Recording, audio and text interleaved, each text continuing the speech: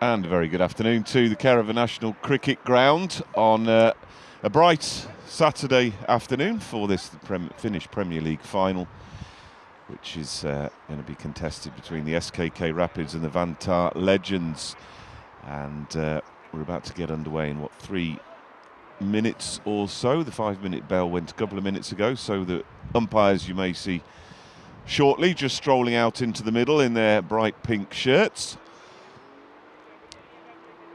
We'll be bringing you the ball-by-ball commentary throughout the afternoon. Myself, Richard Savage, and alongside me, Andrew Armitage.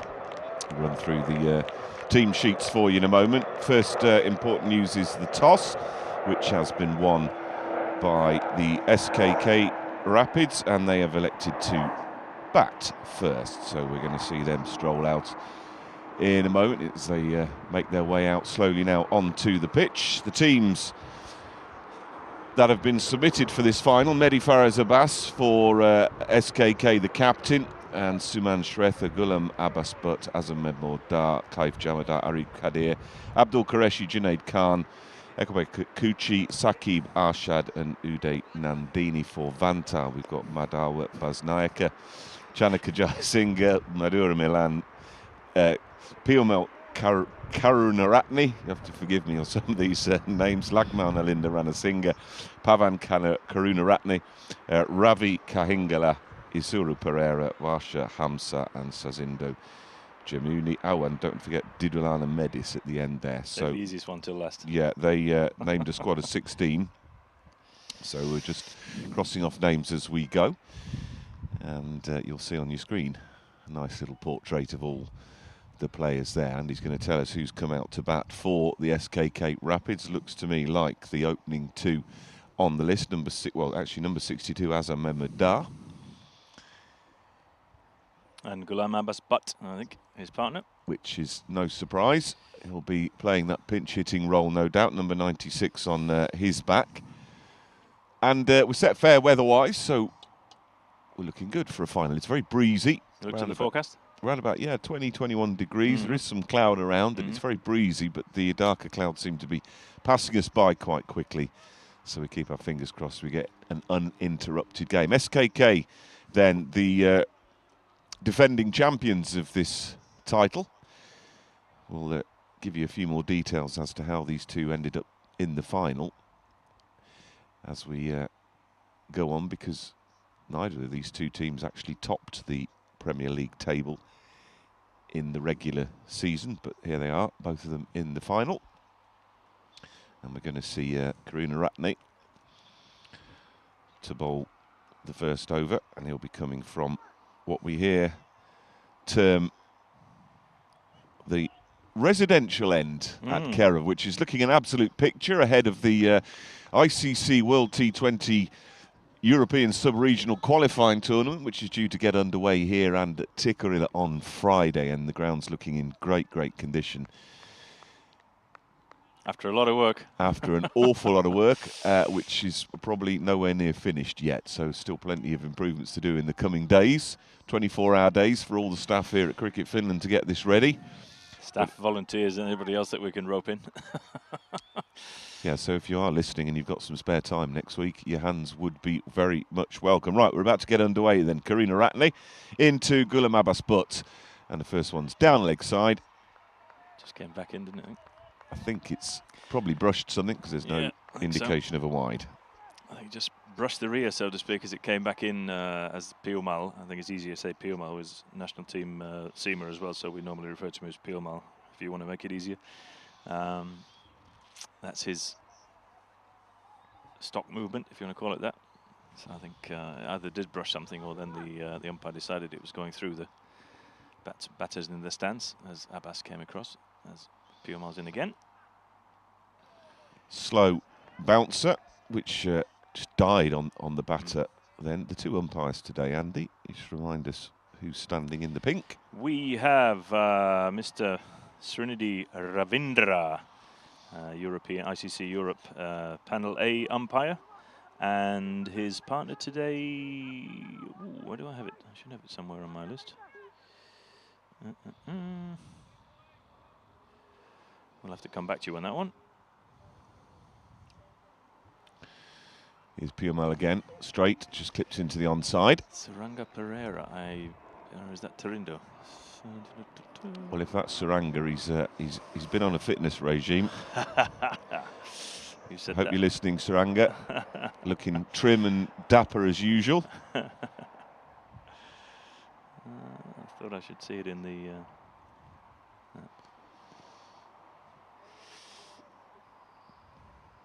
Yeah, beautiful day.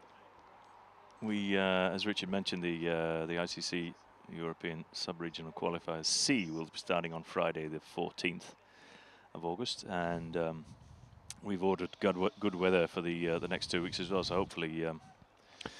Yeah, frustratingly, because it is always good weather as soon as the schools in Finland decide to go back, and the scheduling of this tournament slightly annoying because a lot of kids aren't going to get to be able to come along and watch some of the games. Although next Saturday, a week today at Tikkurila is the big one, really. That's the one that kids can get along to. There'll be a Creo tournament going on as well, which is a short form for kids, particularly, in the Finnish national team playing Bulgaria on that day, I believe. That's right, and we've got the full ground as well for. Here's Piomal. For the Creo Cup in the so when I say the full ground, so we've got the obviously the full cricket ground at Tikkurila for the qualifiers themselves, and then we've got the full-size artificial pitch on the other side. So it'll be great. Actually, we'll have the kids tournament going on one side of the field, and then the spectators stand in between the two, and the World Cup qualifiers on the other side. Perfect location. Yeah. Very much looking forward to that. Here's Piomal again, very close to the stumps. This one is a loopy full toss, which is rather guided, shall we say, around the corner for 4. It beats the fielder running down to very fine leg. Waiting for a dive and didn't get one. Yeah. It was probably intentional, but it looked a bit of a filthy ball and took the batsman by surprise a little bit, I think, there. But he managed to scoop it around the corner and pick up the first boundary of the innings. That was going to be the way, wasn't it, with that ball? Is you'll get something on it, and then it was boundary written all over it with the fine leg just wide enough to not be able to cut that one off. Box of tricks he has, doesn't he? He does. This chap, he mixes it up an awful lot. It's coming in slightly wider of the crease this time. That is down the leg side and called a wide. Got that one wrong, even though there was a little bit of in-swing. It looked like from our vantage position high up on the scaffolding at the road end here.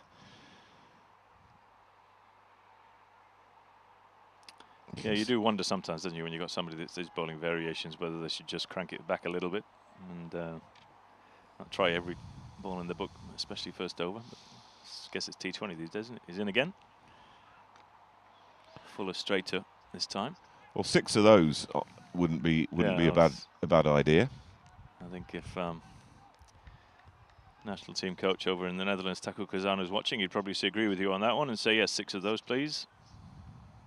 Slower or quicker, either way, in that spot. It is it's an interesting debate within the game, isn't it, about the variations that there are. I mean, the kind of balls that are being bowled nowadays you wouldn't have seen 15 years ago. Back in the day. And, you know, is it inherently a good thing, plenty of unpredictability, or can that also disrupt you as a bowler? I guess that's the skill of the top-class bowlers, that they can do it at will.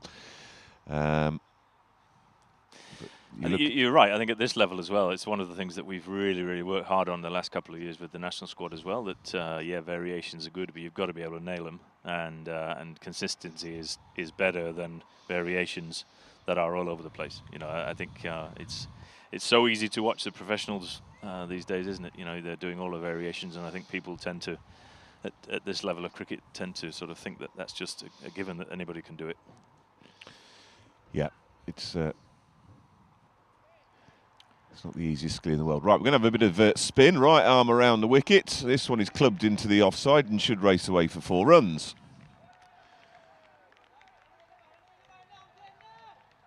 I was going to say, an interesting decision from Vantaa to put Varsha Hamza to bowl the second over. Wouldn't have been a choice of mine. But nothing to do with me, of course. But Well, the first thing that's intriguing me is why he's going for this around the wicket attack. Indeed. And he comes very close to the umpire, almost in front of him. Should have been the same result Yeah, as the previous ball. It is like an S-shaped run-up. I say run-up, it's a three-metre trot, really. So if you watch him, he goes in very close, almost in front of the umpire's eye line, before digging out again. Bit round-armish, that one. And the batsman didn't know an awful lot about that. They're going to pick up a single. There is a chance. Home. But yep, home safely.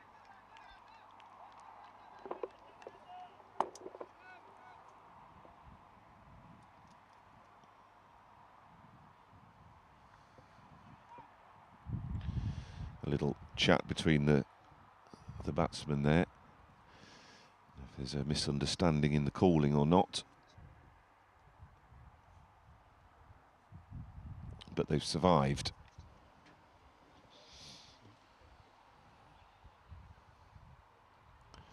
Does make me wonder though, if he were with this snaky approach to the wicket, how that would play out were he to go over the wicket. Might get a little confusing for himself, so perhaps that's the reason.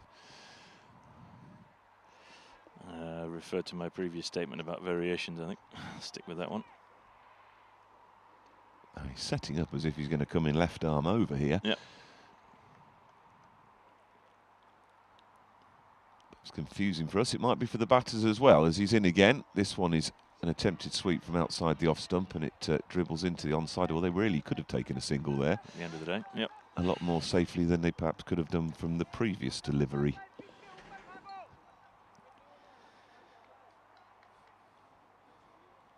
So having spent a bit of time on this outfield over the last couple of weeks, as Amsa is in again, Barsa, they're going to pick up, I think, a leg by here, is it? Or did he get some under edge on it? Must have got something on it as they pick up a single. The outfield, probably a week, 10 days ago, was very, very slow here. We'd had a bit of rain at the time and the grass was quite long, but now it seems to have sped up quite considerably over the last week or so. A big cut yesterday on the ground we saw. This guy's next one is being clubbed straight back down the ground. And there's some good fielding down in front of us as the pair tidy up and they go 3 for 2. Some, as we're talking outfield, some good news as well that our partners here in Finland at SKK are kindly providing a brand new Ferrari-level Toro mower for the duration of the qualifiers, which will be delivered to the ground on Monday afternoon. I thought you were going to say delivering us a Ferrari. Well, it is a Ferrari in terms of lawn mowers. Other supercars are available. We've got a supercar. You could certainly put that in the supercar bracket of lawn mowers. Toro being the brand of the lawn mower, and SKK, the provider here in Finland, who are the distributor of the official distributor of Toro mowers here in Finland. So we're going to see an absolute beautiful cut for the next 2 weeks as well of the outfield, just to make it even better than it currently is, which is already saying some, even though I say so myself. Yeah, it's looking in fine shape. Just tell him to keep off the plastic bit in the middle.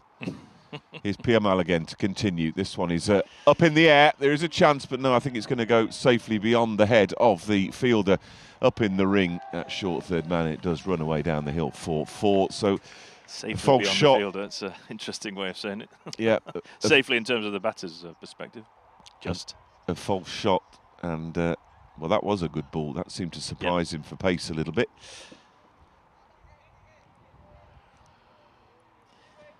Yeah, more of the same, please. Piamal is going to be the call from the... Well, you say that. It's tricky, isn't it? More of the same. You don't want more of the same outcome. No, indeed. I think, obviously, with power play, and for those of you unaware, power play and fielding restrictions means that you can only have 2 fielders outside of the inner ring. So, obviously, playing that sort of a shot is a little less risk at this moment in time if you've not got a deep third. Straight and full. Clipped into the man at short to fine leg and a single. Those 2 men that are allowed outside the circle are at long off and on the cover boundary at the moment. Having said that, cover boundary starts walking into the ring, as go. does long off. And they're going to drop deep square leg and third man back. Just an early observation here from the fielding side. There's not a lot of clean takes going on in the field at the moment. One of the things which bugs me when I'm watching a T20 game, and certainly want to make sure that players are literally on it. There's Piomar's in again. Nice shot. He's just made room for himself, and a bit of a flamingo flick around the corner off one leg. Wrong line again. Wrong line again. Yeah, just straying down onto leg stump somewhat, and that's punished. Another 4, so 2 in the over so far. Well, yeah, talking about the level of the quality of the outfield here, there's no excuses for some fumbling. It's nice and true out there. Yeah, you know, it's the 3 disciplines. Well, just talking about bugbears. That's one thing that annoys me. Throwing back to the bowler and right down at his feet where he can't pick it up. Yeah, standards. That used to drive me mental as a bowler. Yeah, so I'm the same. Definitely in that group. And it looks a bit sloppy, dare I say. Right, here's PML again. Slingy action. That one is not a dissimilar shot to the one before, just helping it around the corner. They won't think about the second. I just think the third discipline, i.e. fielding, which is the one that gets the least talked about in these games, is just as important as the other 2. And I think when you see that from the start of an innings and the intent, the pressure on the batters and everything else, you want to see those fielders nailing everything, coming in sharp, taking the ball cleanly. Yep. And we haven't seen that this morning so far from Vantaa. Piomar's in again, playing a miss. Yeah, couldn't agree. Slogging a miss. Couldn't agree with you more. Well, considering it's the easiest of things as well, isn't it, to do? I mean, you know, it's. I do wonder when I see teams not doing that, why on earth they've not been working harder on that, especially if we're in a final here. I'd like to see it more. But anyway, it might just be. Yeah, it's amazing how many teams you see warming up for high catches and what have you. But coach, that would be something that you were looking at for the next generation of players.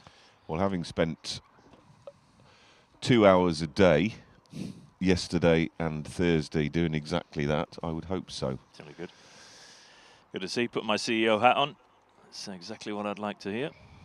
Not that you were saying it for that reason. And I was mightily impressed by the work that was done by them this week. Excellent. If any of them are listening, a big shout out to you guys, because there was some real hard work in the fielding, and it really shows, and it's what I say, and what every team should really sort of adhere to as we're thinking about going over the wicket. Yeah, is finally it just not only helps you, it just looks better, and it helps you as a team feel gelled together.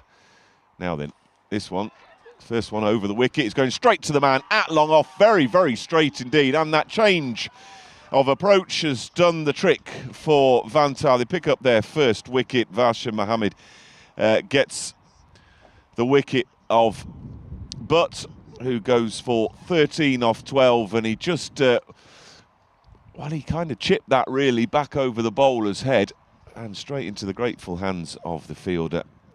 And Vantaa, that little change has done the trick. SKK lose their first wicket, 24 for 1, and we're in the 4th. You think that was the plan? I would like to think so. We'll go with that then. Give him the benefit of the doubt. But Varsha Hamza has been around a long while. That is strategy, isn't it? Indeed. 13 off 13, I beg your pardon, but making. But just that change of angle, and the approach was much straighter there as well. So the ball was pretty straight, and you can't say it was the wrong shot. Just didn't get enough on it to get past the fielder, who took that catch probably a good sort of 10 metres in from the rope. Isuru it was. Isuru. Yeah. Isuru Pereira.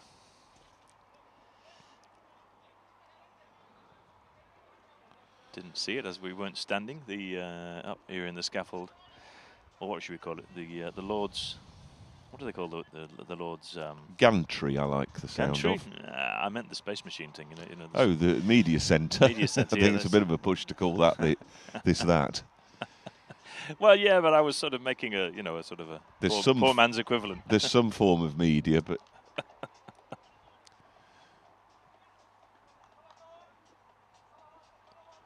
So breakthrough for Vantaa in the fourth. Faraz Abbas, the new man, the captain. And his first ball is just defended into the offside. And the noise levels have gone up significantly in the ranks. Say the first wicket down, the Vantaa speakers come on. There we go.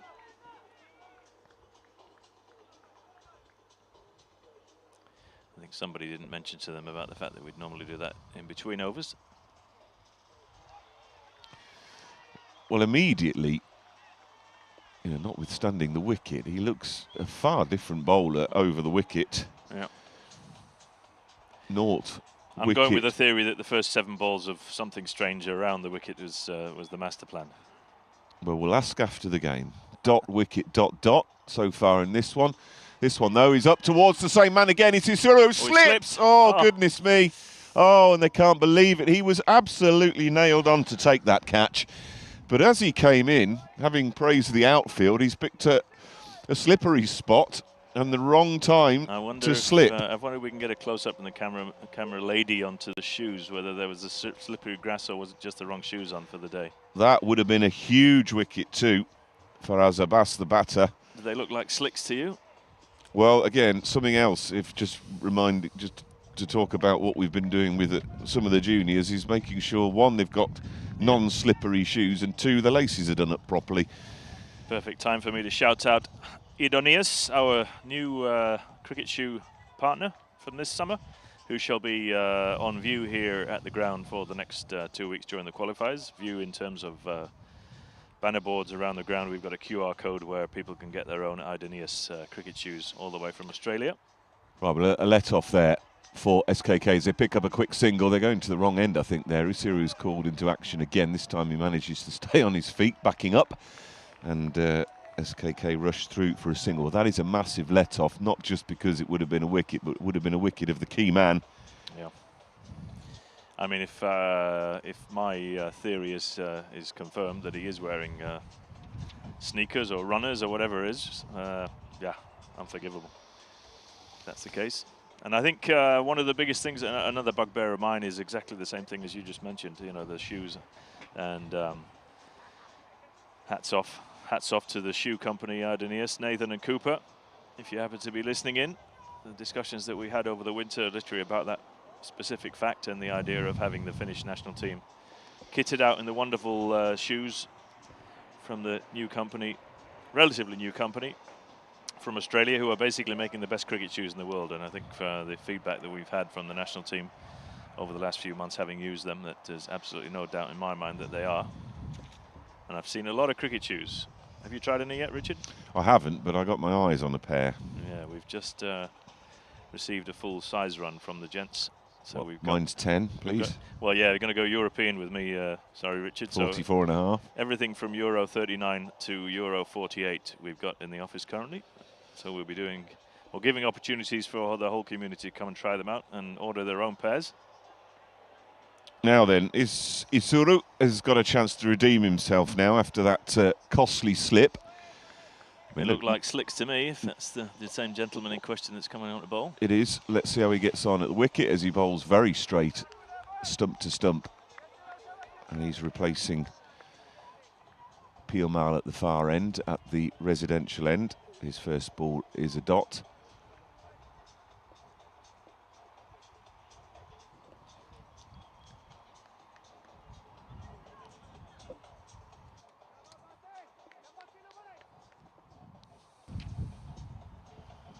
Here he's again, stump to stump, this very straight line. Dab into the offside again, and not a clean pickup. Another one. And another poor throw back to the bowler. I've not been keeping a tally, but I've certainly not seen that many clean pickups then so far. And we're already in, what are we in? 4th over, is it? 5th over? 5th. Criminal, really. Changing the field, we're still in that power play. One more over of that to go after this one. The man at long leg has dropped. And we've got another one out at cow corner. As Dar prepares to face, and he hoists that one over mid-on. Is it going to reach? Yes, it is. Just over. One bounce turn. Pick up. This could be interesting if it's a tight throw. They managed to get back. Abbas very, very quick between the wickets. Choose the non-strikers and where Abbas was coming to, and he's probably the quickest man between the wickets in the country. Anybody who's going to make it was going to be him. Yeah, and he'll be one of those on show next week during will. these World Cup qualifiers. Very exciting player. This one is clipped over the head of the cover. Region will run away down that hill for an easy 4. So Dar helps himself to another boundary to move on to 16. As the wind just gets up a little bit here. Just realised that I didn't bring my long sleeve up into the tower. Yeah, you're sporting the Hawaiian look today. It's warmish, but it's not quite Honolulu. Maybe wishful thinking. Maybe a flight from Honolulu goes in above us. Finnair flight path right above us into Helsinki Vantaa Airport. Ever the optimist, Richard, as you know. Isura's next one is dabbed into the offside for one more single, because the fielder is running around to his left there. And this time a clean pickup, but he had to make enough ground to allow the batters to scamper through, as the wind really starts to pick up here now. You probably hear that on our effects microphones. Looks like we could do with an extra piece of that. Just trying to save our refreshments and equipment here. This one's slightly wider again. That is a good stop in the field. Take. That is yes. very good. Well done, that man. Very, very good. We'll give him a shout out because that was excellent piece of fielding. Lakmal Nalinda Ranasinghe. Thank you, sir. That's the way to do it. Exactly. That's the way to do it. Tumbling dive, clean pickup, prevent the single and end the over on a high. Just the single boundary coming from that. And at the end of 5 overs, SKK 37 for 1. Abbas put the man out for 13. And Faraz Abbas still there on 6, although he should no longer be there after that dropped catch in the 4th over. I'd say it wasn't a dropped catch. He couldn't go down as a chance, actually, because he slipped before getting to the ball. It is, yeah, I've got a close-up now of number 20, Isuru Pereira, who is now standing at... in ice skates. Yeah, well, he's now here at short mid-off. So we've got a closer view. And those are, I'm afraid to say, just your regular standard slicks, runners, whatever you want to call them. Conference here between the umpires. Don't know what that is about. Some conversation between Varsha, who's going to continue, and Faraz Abbas, the non-striker. Slightly animated. I think it's all good-natured, though. And he's going to stick with over the wicket. Might have been talking about Claire Jones's carrot cake. Which needs a whole programme to itself, because it's very, very good. Never mind the lemon drizzle. Well, lemon. I've only tried the... no, it was a lemon drizzle I tried. I do apologise. It was very, very good. Lovely crispy top on it. Right, Varsha in again. Slinging action. This one's gone all the way. That's over into the lake. I say the lake, the river, the stream, the ditch, whatever you want to call it. Just made the other side of the ditch, I think, on the looks of it. That was 6 all the way. Very nice shot. Great timing. And that's a cue for drinks to be run on. I think the umpires are now going to have another conference, because they'll probably want to check the ball. The stream, so still a little bit of water in there. In fact, they can't find the ball. I don't think it's going to be in great shape. The fielder that was nearest to it has now just gone over the fence, so I'm assuming he's had the best view. But is there just talking about the qualifiers, is that something you've considered? Trying to... We considered it already a few months ago and asked the local municipality, not that I'm a complainer, but asked the local municipality for a bit of assistance. Unfortunately, didn't get any. We were coming up with different ideas of how we could cover the ditch, for want of a better expression, at least for a sort of a high season of the cricket season. Everything seemed to be beyond the realms of possibility, whether they're a budgetary possibility or a practical possibility, as the ditch itself is a few meters wide and quite a long ditch that goes around here from just behind us in the scaffolding tower, the commentary tower, should I say. what do we say? The media centre. Media centre. The media centre here at the Kerava National Cricket Ground, all the way across in front of the pavilion to our right, and then heads off in the direction of the Tuusula River, I think, is it? Pass. Have we got chat going on the stream then, if anybody wants to fill me in as to whether it is the Tuusula River or is it another river? Should know, but... well, substantial delay here anyway, because it looks like they can't find the ball, so they're going to need a replacement. So someone's got to find the box of balls. Already, man looks of it. Third umpire.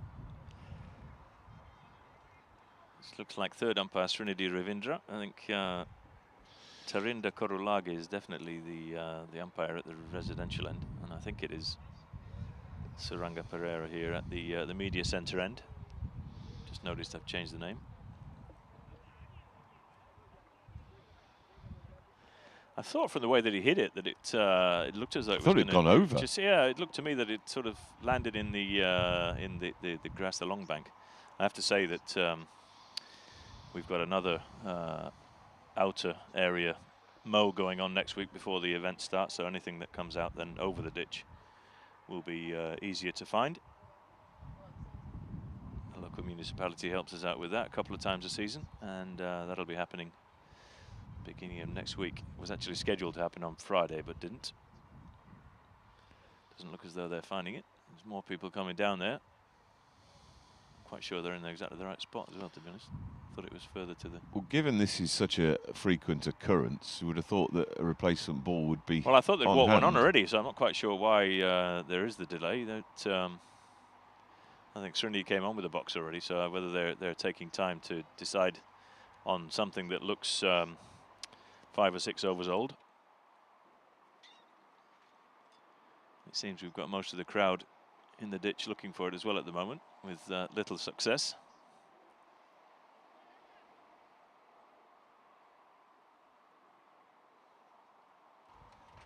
It's worth mentioning that before that 6, Vasa Hamza's figures were looking very healthy indeed. He bowled, he's bowled 7 dot balls. He's into his 3rd over now. 1 for 18 off 2.2. So that 6 has rather spoilt what were good figures.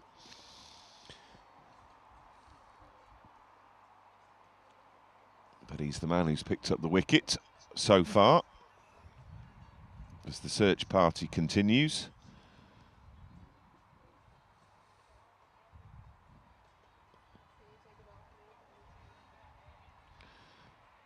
Have we got another ball on?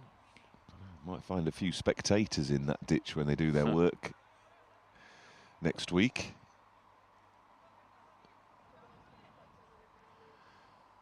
Take the long grass down and... So there is a big conversation now between the 2 batsmen, including the captain, Faraz Abbas, with the umpires. Maybe there is some consternation about the ball that has been chosen. There's some open-handed gestures going on. So I'm not quite sure what this is about, but that perhaps suggests they're not entirely happy with something. The umpire just told him he shouldn't have hit it in the ditch then. Well, there's your lesson.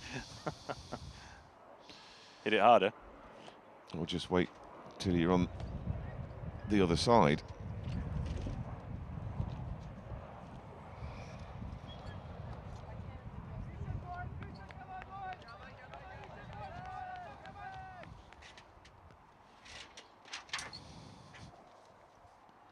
Right, we're about to get underway again.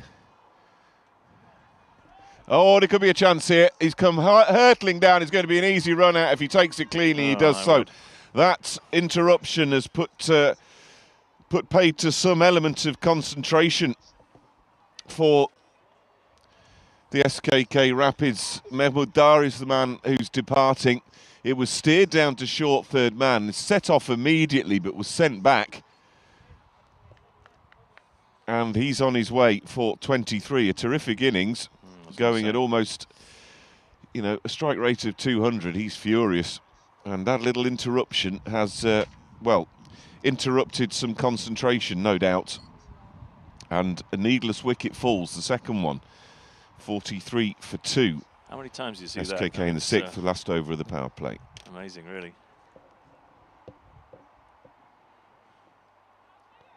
to see a repeat of that, and to see whose call it was and who, because you've got probably the quickest runner in the whole country out there. Well, it was played backward of square, wasn't it? So it was the non-striker's call, theoretically speaking.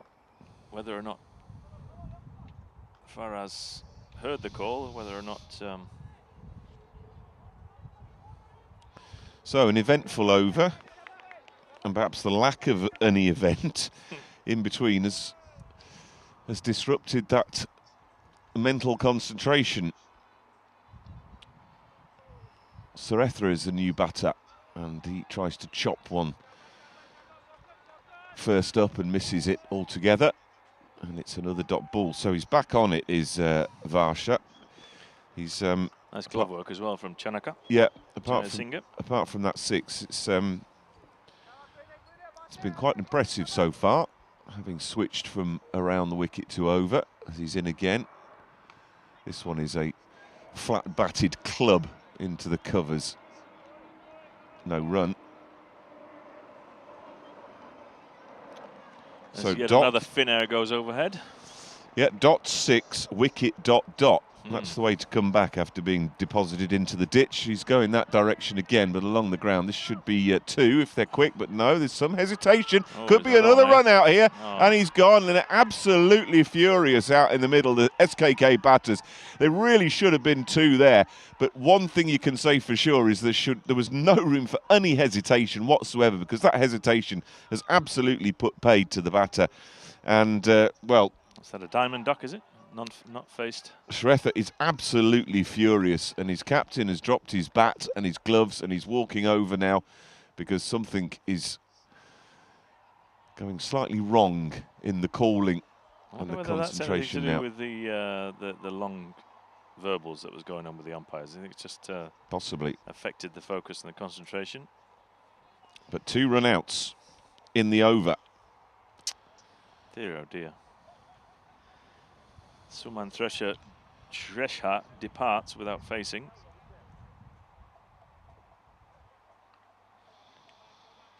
Wow. Pressure's on here, as we're still in the, it was the last ball of the power play as well. Yeah, 44 for 3 then. So not a tremendous scoring rate. Faced no balls, as you say, Andy, there. So run out, good work in the field, has to be said, very quick, but the thing that caused that was not necessarily the good bowling, it was good fielding rather, it was the indecision and the confusion in the calling. You'll see the Manhattan on the screen there for SKK Rapids after the power play, and what an extraordinary over that was. Dot 6, wicket, dot dot wicket, both those wickets being run-outs. So 44 then off 6, just over 7 and over. And we will start to see now the field spread out, which it does. We've got long off, long on, man at deep mid-wicket, man on the cover boundary, and the captain, Abbas, is on face. He's going to have to do a job now for his team and put those 2 run-out incidents out of his mind, as the first delivery from Isuru is a good one. It just balloons up in front of him and there is no run. Into his second over now, Isuru. So his slip-up, which didn't lead to the catch, hasn't been too costly.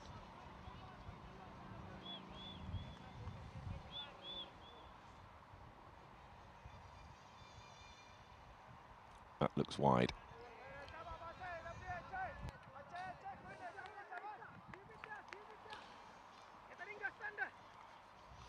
So this is where the mental side of the game really kicks in. If there's been 2 run-outs, 2 mix-ups, and you're part of that, that's where you've really got to just stick them to the back of your mind now and get on with the job in hand, as this one is flicked into the onside. Now, will they look for a second? They should be on, and this time they do get there safely, because it plays on your mind, especially if you've been involved in 2 run-outs and one of those might have been your fault. I'm not saying it was, but who knows what the calling protocol between the batters has, or what protocol has been decided. But if if in any way you're at fault, or even if you're not, you think you might be, it's something that plays on your mind. So this is going to be a mental battle as much as a physical one now for the captain, who drives to the short extra cover. No run. A better take as well from skipper Madua Baznaika.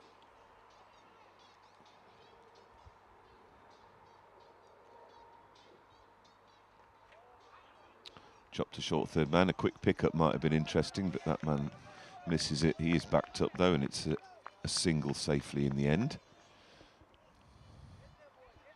Abdul Qureshi, or Lucky as you might have seen on his shirt, is the new batter, preparing to face his first delivery. Why the Lucky? Good question. I don't have the answer. Well, let's hope he is. I just realised he's got it on his shirt as well. Bringing the man in now from deep mid-wicket. Who's he sending out? We've got a third man. Long on, long off in the cover. Boundary rider. Here's Usuru wide. Shortish outside off stump. Chopped to the man in the ring for no run.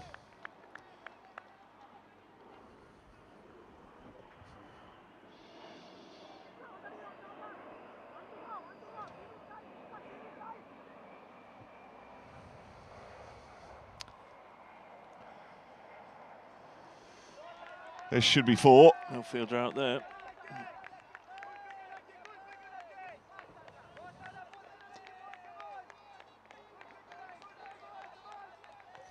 Just at that sort of pace, you can't bowl there, can you, really? Just little medium doublies, short and leg stick. There's only one way that's going to go. Yeah, disappointed, you can see, with the end to that over, because otherwise it was a decent over, notwithstanding the wide. 52 for 3 then after 7. SKK, would you have had either side as favourites at the start of this, Andy? Having said earlier that we tell you about how they got to this final. SKK finished second in the regular season, and Vantaa, I think, third. Yep, that's right. And the team that topped the table, Bengal Tigers, not making the final via the qualifiers.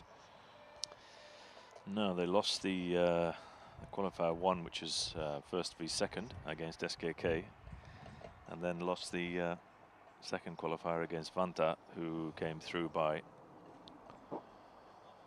winning qualifier 2, or should I say being given qualifier 2.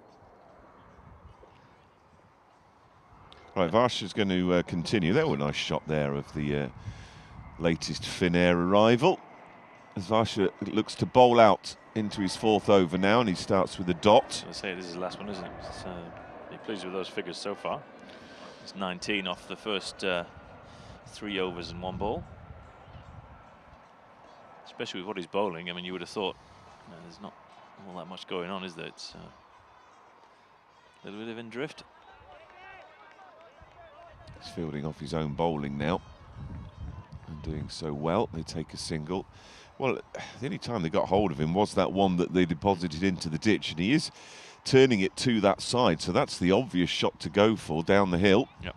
And with the spin, but they didn't seem to have been reluctant to take him on in that style. Dar got hold of him that once, as I said, but that's really about it. That's a good ball. He's looking for a much wider line there. Straight to the backward point fielder. No run.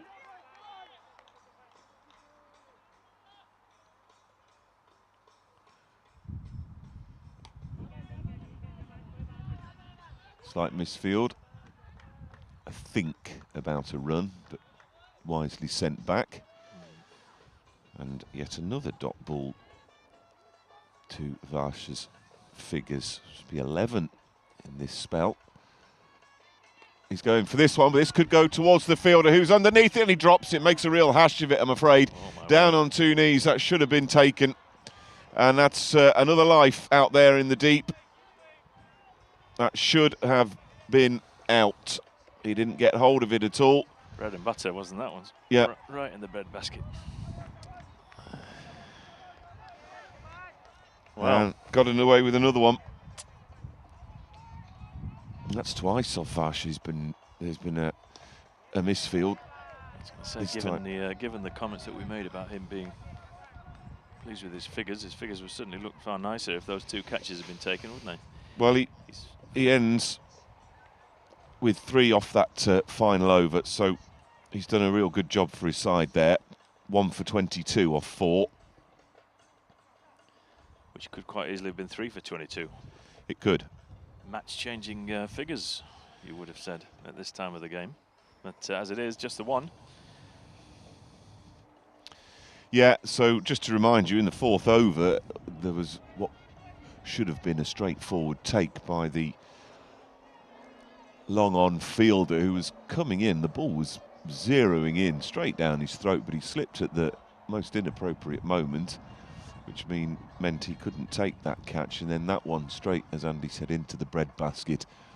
It really should have been taken, but was spilled. Means you could say 2 chances put down off him. Right, change in bowling. Basnaika. Skipper. I was going to say bread basket just for the interesting statement of the day. Then that is a direct translation into Finnish. Leipäkori. Often come a cropper on those ones where they don't translate directly from English into Finnish, but that one does. Straight into the leipäkori. Bread basket, in and out again. Yeah. Not something that I would do, as in don't drop the bread out of the basket. Right, Abbas is 12 off 17, involved in 2 run-outs, and that strike rate is creeping up. He's going to have to start taking control of things now as he guides that one out to the cover boundary, and will just be content with a single.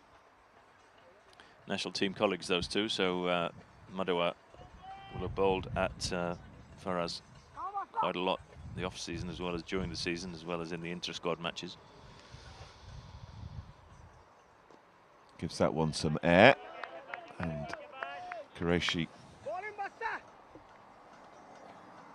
just pushes it back to the bowler.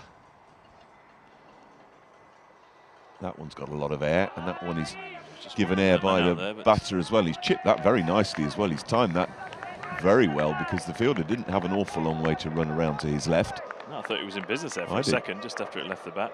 It went away on the angle, and as you said, yeah, it didn't have that far to go, but made some good contact with it. And again, this outfield nice and quick. Well, similarly, as we have our media centre along the lines of the Lord's media centre, we also have a slope here at Kerava, like the home of cricket. As this one is pushed up to the same location, absolutely identical. This time there is more of a chance for the fielder to get a hand on it, but still doesn't. He still doesn't, and it races away for another 4. So successive boundaries from Qureshi. What do you call that? Into out? Yeah, just second one certainly was, wasn't it? Yep, chipped over extra cover. Some rather nice brass music going on from the crowd.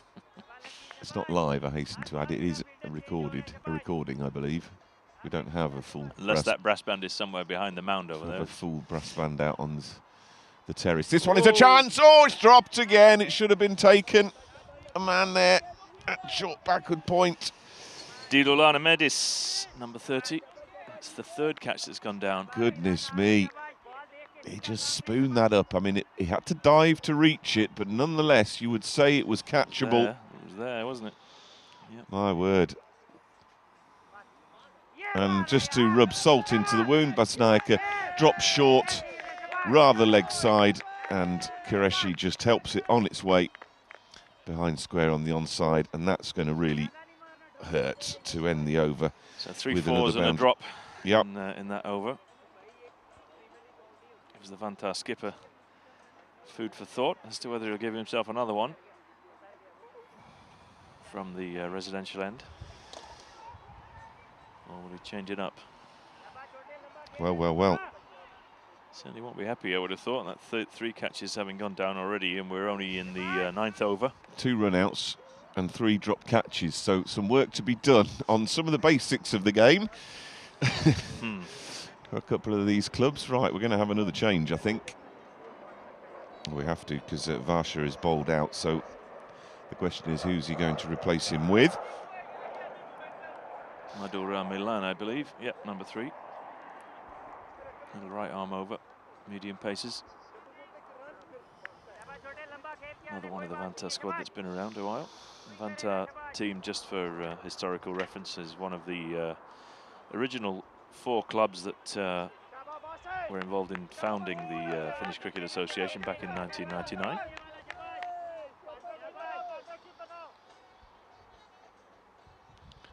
And if I'm right in saying, yet to win an FPL title. That's correct.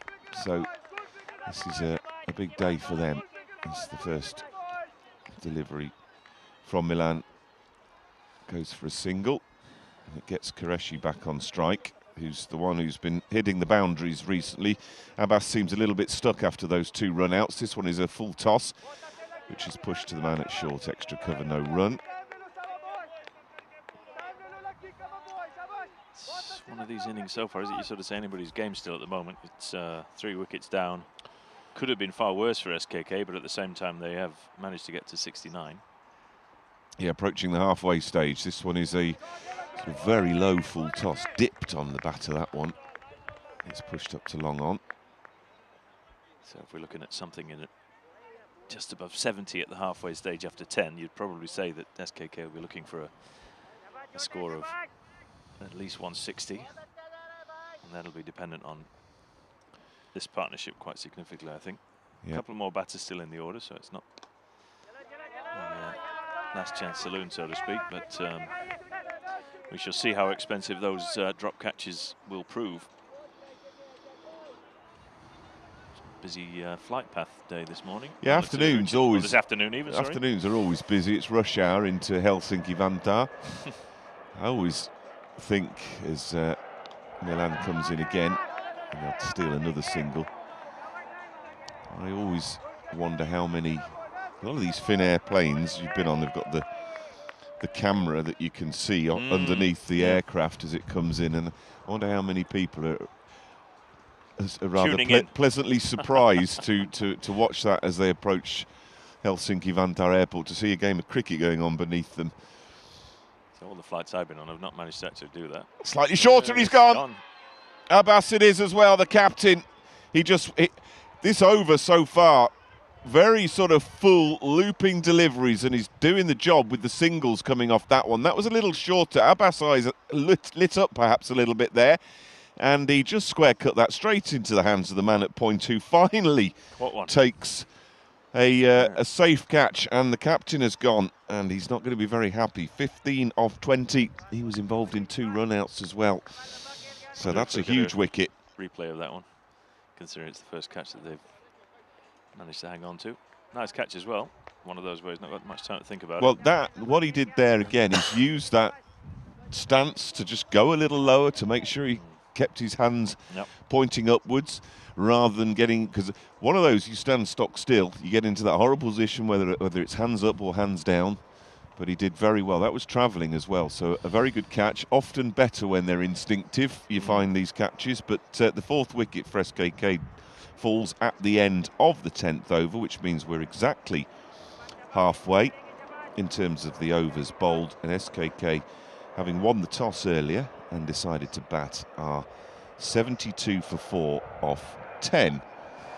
Just checking the scorecard, it was number 30, Didulana Medis, who was the fielder at fault on the previous catch that was dropped, so he's made amends, at least on his own record.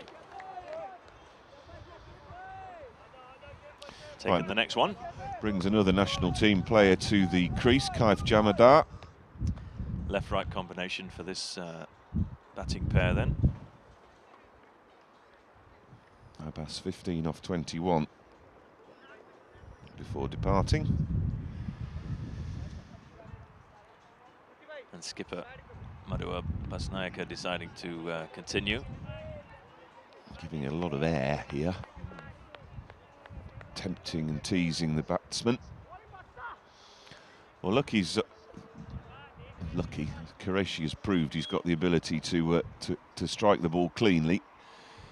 So he'll be looking to get after him, you would have thought here, but he can't do much with that one. And a lot of encouraging clapping coming from the Vantaa players.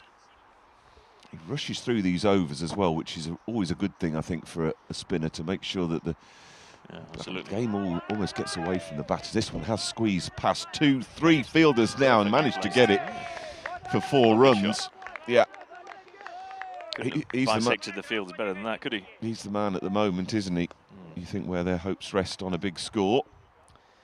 He's certainly looking the part. Yep. Coming out of the middle of the bat, bisecting field as the previous over from this end, from the residential end. He was 2 lovely extra cover drives that both went for boundaries. And the SKK skipper having gone in the previous over, so certainly they'll be looking for this partnership to perhaps be the critical partnership from an SKK perspective for this innings. Bit of pressure on Jamadar here as he comes to the crease. They don't want to lose a wicket now, but they can't also then go around too slowly. They're going to have to look at, you would have thought, to feel comfortable about defending, I think they're going to sort of look at 160 being a minimum. And Vantaa quite capable, as they've done this season, of chasing that as well. So I mean, well, the run rate is not horrendous at the moment, just over 7. Yep. So with acceleration from here, they can still post a good target. It's just they've got to try and cut down on these errors that they're making with the running between the wickets. It's that wonderful mental side of this game again, isn't it, Richard? I think, you know, there's 4 wickets down, just past the halfway stage, new batter in. This could, for a moment, I thought it was going straight into the hands of short mid-wicket. Yeah. But he looks for a second, he's sent back. Rightly so. The angles and perspective from our position made that look a little closer than it was, but it didn't look like he'd got hold of it. But he was safe in the end as the field changes for the right-hander now. Positive start, though. I was just mentioning to Jamadar, what does he do from here? So it was good to see him punch that one back through the wide of short mid and come through for a single off his first ball. Another loopy one. Very, very airy ball, that one. All he can do really is just to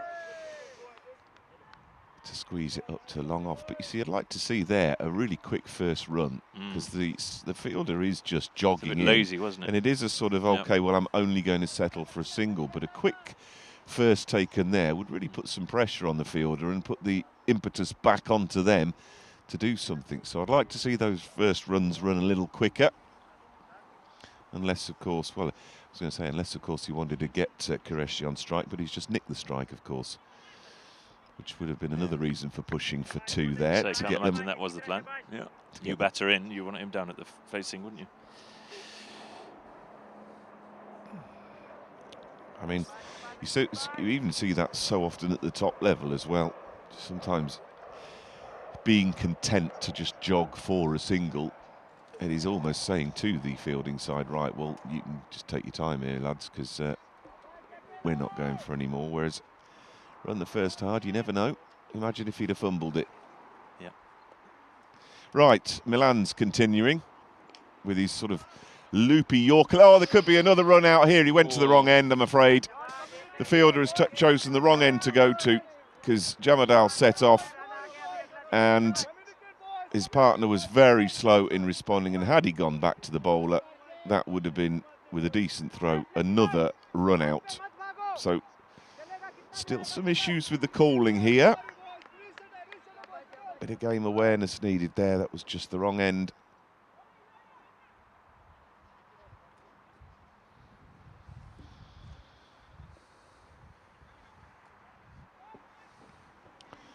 Field changes again. We've got a fine leg.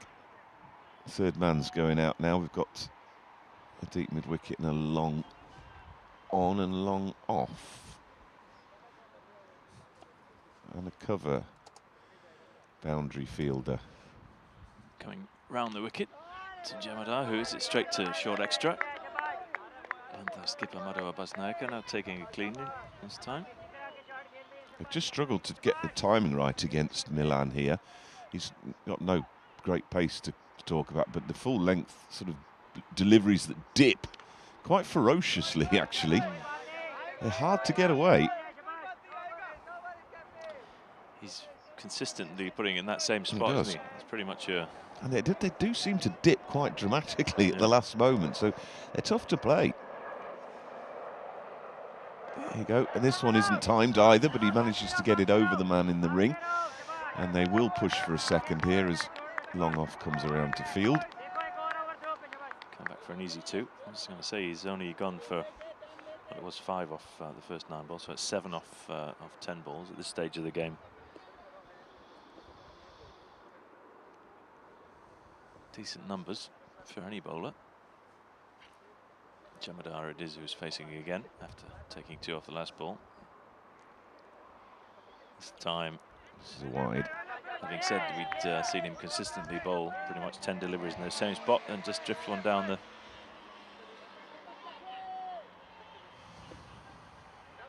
wide of the left-handed Jamadar to ruin his extras column. That one is another dipping delivery, which he can't time. Not timed anything yet, has he? Well, still get down the other end. It's tough when the ball's not coming on at any great pace. Sometimes it's a lot easier to face pace when you come in because it's much easier to find your timing. Yeah, just that little difficult nagging medium dobblers in it, as you said, which dip. That one's slightly short, yeah.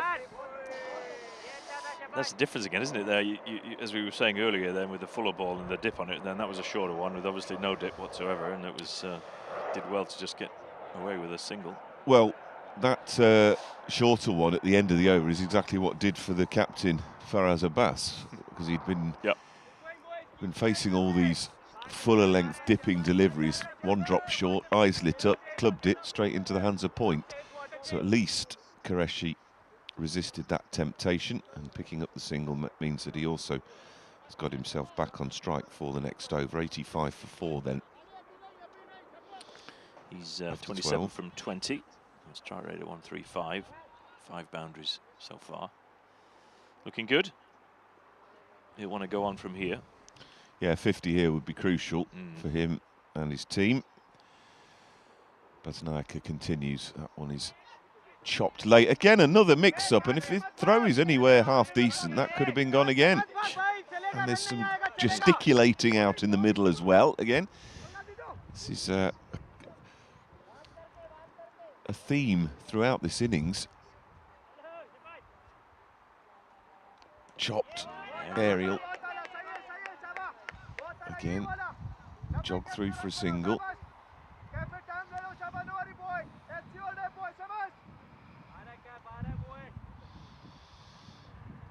Crucial passage of play here, I feel, because if they get after Basnaika in his final 2 overs without losing a wicket, that could give them the impetus they need. However, lose one of these 2 now. That one is really aerial as an appeal, but looks from this direction to be hitting leg stump on a second set of stumps. There is any question about the pitched outside leg, Richard? Maybe not. Yeah, it wasn't far off the mat. Up. Is it going towards the fielder who's running in from the deep boundary? And it is. It's another wicket. And Jamadar just went for it, but it really plopped into the hands of the man coming off the mid-wicket boundary. We were just saying, weren't we, lose a wicket here and things are going to get increasingly difficult for them. That's exactly what SKK have done. The 5th wicket down has gone. Jamadar for 4.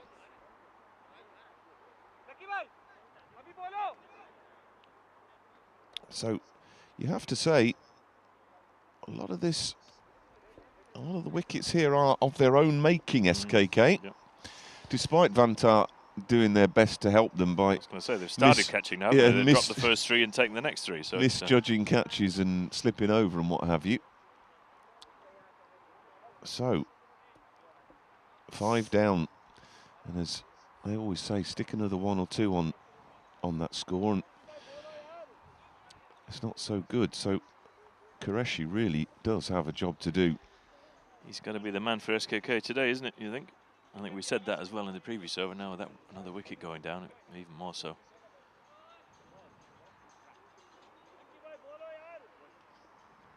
So Arib, the new batsman, Arib Kadir.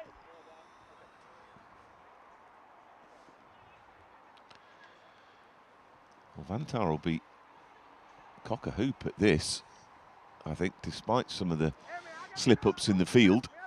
They've got themselves in a position where they've got them 5 down in the 13th.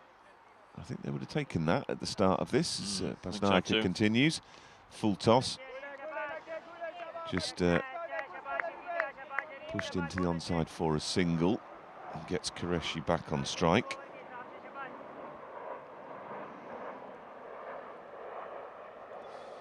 .28 of 22.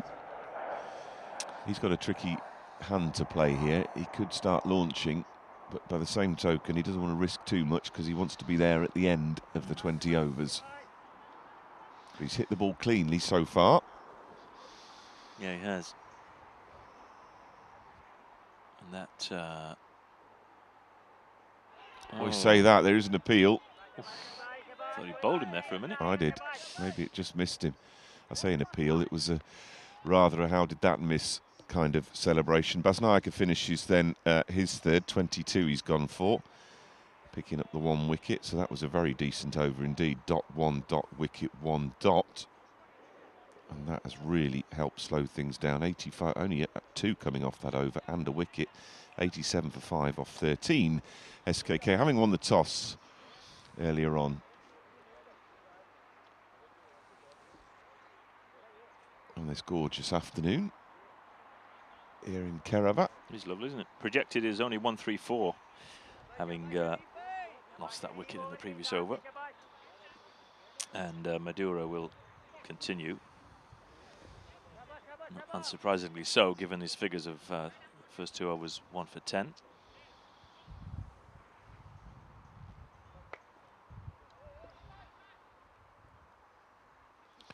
Milan Madura, wide and outside off stump.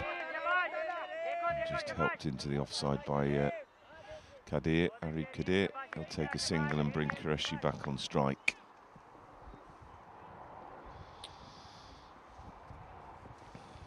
Yet another airliner above our heads. Yeah, I've got the flight tracking app on my phone. I like to see what these are and where they're coming from. So you keep that on yours and I'll watch the scorecard. But I've got a job to do here. As this full loopy delivery outside off stump is clubbed into the offside. Happy to just jog another single. And there we go, another bugbear. Instead of throwing it to the bowler, I'm going to roll it along the ground to the bowler. No, thank you. My word. Who's done all that hard work to keep it shiny. Yeah.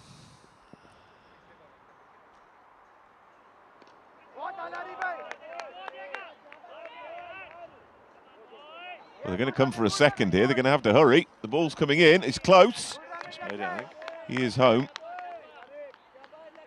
Just managed to put on the gas for the last few metres. Needed to. So Qureshi's made his ground. Remains there on 29 from the score of 89 for 5. So pendulum swinging a little bit more in Vantaa's direction here, I'd say. Now, having tried to put some stumps in that end, that's one thing you've got to put on your to-do list. It's a bit very loose at that end, those stumps. It's a bit more... New plasticine, is it? Yeah. They were blowing over somewhat in the wind earlier in the week. We saw the groundsman down here today, so shout out to... Have a word. Stephen Law. Some new plasticine, please.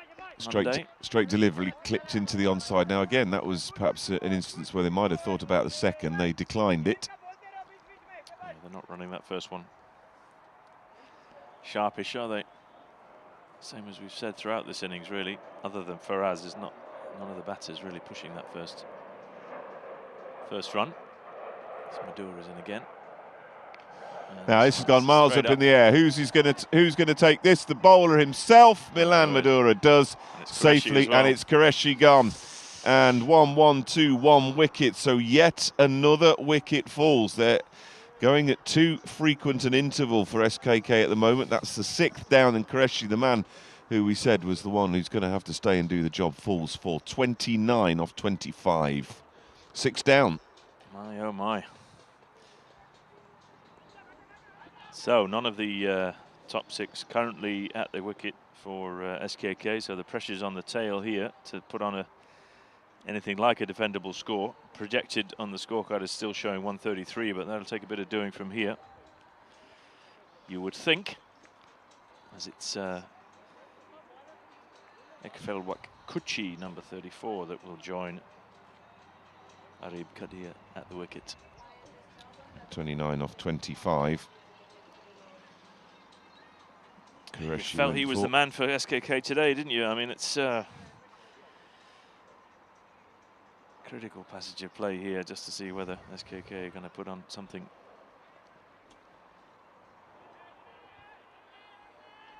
Yeah, well, Vantaa have done a fine job with the ball, I think. Some of the fielding has been a little shoddy at times. By the same token, some of the fielding has been pretty good too, to execute 2 run-outs and to hold on to 3 decent catches, despite those that they've put down.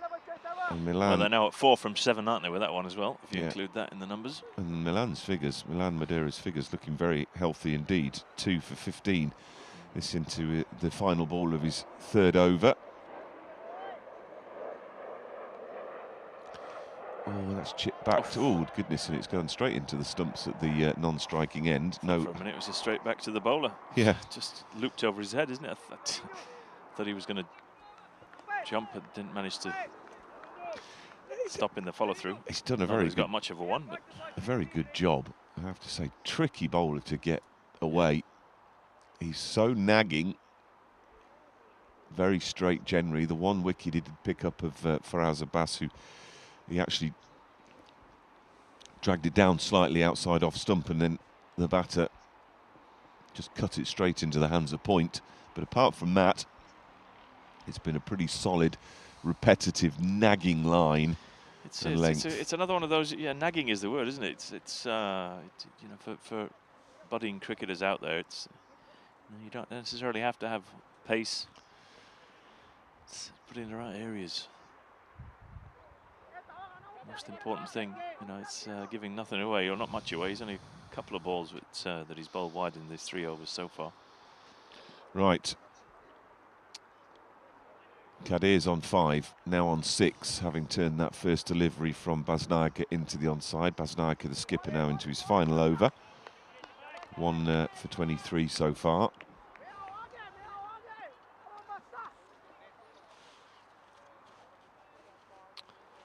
So, 6 overs to go. 6 minus 1 ball, given that's the first ball of the over. 93 the score, they're going to be looking for... Well, projected is showing only 131, and I don't think that'll be enough. So they need to put a partnership here together. Well, it shouldn't be enough, should it? But we'll see. This one is wide outside off stump. There's an attempted swipe, and he's caught, and he's gone. Lovely take. Really good take. Kuchi has gone without scoring. And the grand old master, Chanaka Jayasinghe, behind the stumps. Ex-national team skipper himself. Great effort. Always had good hands. Yeah, he took that high. Yeah, lovely take. Wow. Well, it's Calypso time at the moment, really, for SKK. Calypso. 94 for 7.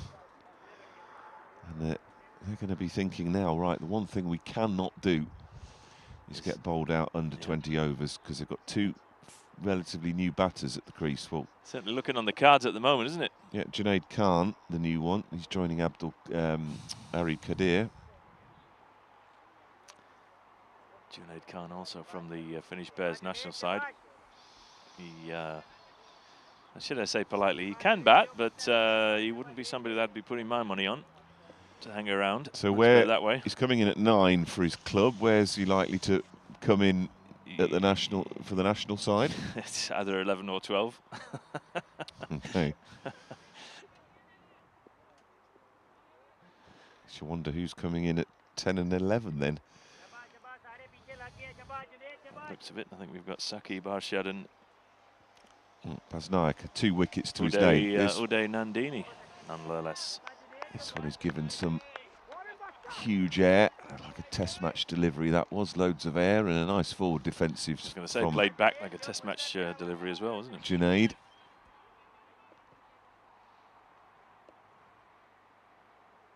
He lets that one go, so we're into test match mode now. Shoulders, arms. Just remember the winter Jeremy Bray over in Munster in Ireland, who will be joining us again for a few days during the qualifiers over in Finland during the winter, and that was one of the things that I do remember him saying back in April. That there's 120 balls in a T20 innings and there's no room for leaving any of them. Well, 3 dots in a row to Junaid Khan. I was going to say to finish the over, but there was a wide, wasn't there? So we're now going to re-bowl that one. I think Junaid wasn't at that. And he clubs that into the offside. Now they should push here for 2. Easy 2. Yeah. Yes, I must admit, I think Jeremy's discussion was with the batters, so I don't think Junaid would have been part of that discussion. But anyway, he does get bat on the, was it the 4th delivery that he faced? Well, everyone is a batter, isn't they? Aren't they? True, so, very true, very true. 96 for 7 off 15. Very much so with this format of the game as well, isn't it? Yeah. Where are we going from here? 5 overs left. It's gone slightly cloudier above. Vantaa will be very happy indeed with this. 96 for 7. So if they go run a ball from here, that's another 30 onto the score, so still only gets them to 126. Which, as we said earlier, is unlikely to be enough. Vantaa do have a decent batting lineup as well, hence the stress on the unlikely. Midura from Milan into his final over then. With his nagging, we've decided to call length or deliveries. Irritating, I'd find that as a batter, because he's just one of those, just people just struggle to get him away. But he's done a very, very good job indeed. Those are great figures, 2 for 15. How many dots? I'll double check that for you, but at the moment, 2 for 15 into his 4th. As this one is clubbed straight back over his head. This could interest the fielder, but it will drop just in front of that man. Sasindu. Oh, as Andy Armitage loses all his important notes. No. And some of them are stuck in the scaffolding up here. The rest have just hot-footed their way to Tuzela. Any chance of a save? I can see some icy. Just hold on, Andy. Thank you.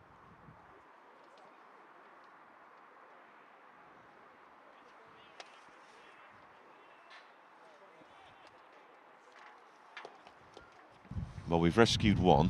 There's one stuck in the long grass. Is there? Let's hope it stays there. Is it just the 2 or the 3 that you see that flew off? Oh dear. I think the one you've lost was the all the payment details of all the staff. Oh dear. Don't tell them. Back to the game. Another loopy delivery outside the off stump. And Another there is dot. Another dot. Oh, word. That run a ball idea that we had at the start of this over is beyond us already.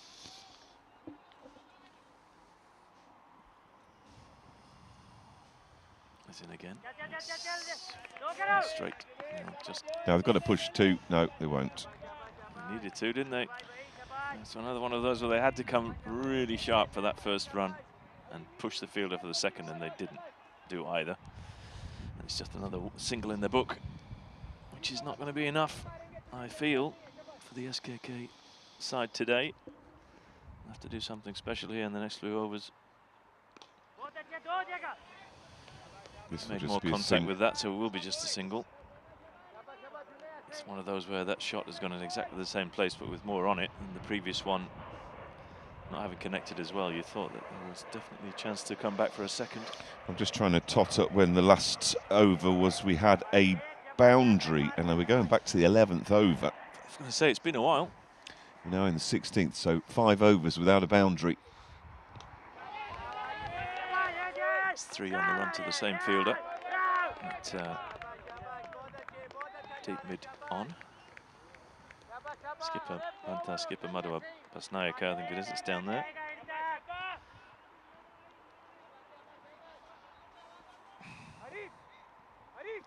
Or was it Sasindu? I think it was maybe Sasindu, which Muni was actually that last one. Anyway, listen, Milan has just bowled out 2 for 19 off 4. Nice, we could take those figures. So, well done him. Good job for his side.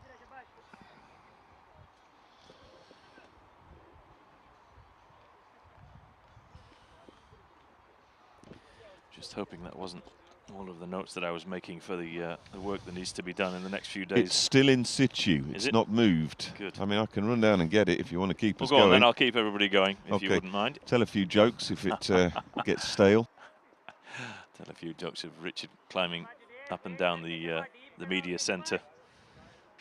The media centre stairs here at the Kerava National Cricket Ground, as we see a change of bowling for the 17th over. It'll be national team Seema Piumal Karunaratne to come on again from the residential end, and I say again as that's the end that he bowled his first 2 overs from earlier in the innings.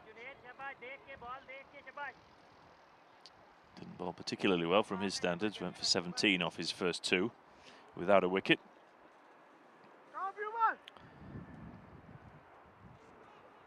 So they'll be looking for 2 better overs here. He's in to Junaid Khan, full and straight. An appeal, but no run. Another dot, yet another dot. As Richard has successfully saved another one of my notepad notes. Ah, that one, yeah. Yeah, that one, I can't believe what you're paying them. That was the Securitas service, I think, was on that page of paper, which, yeah, you would be right in saying.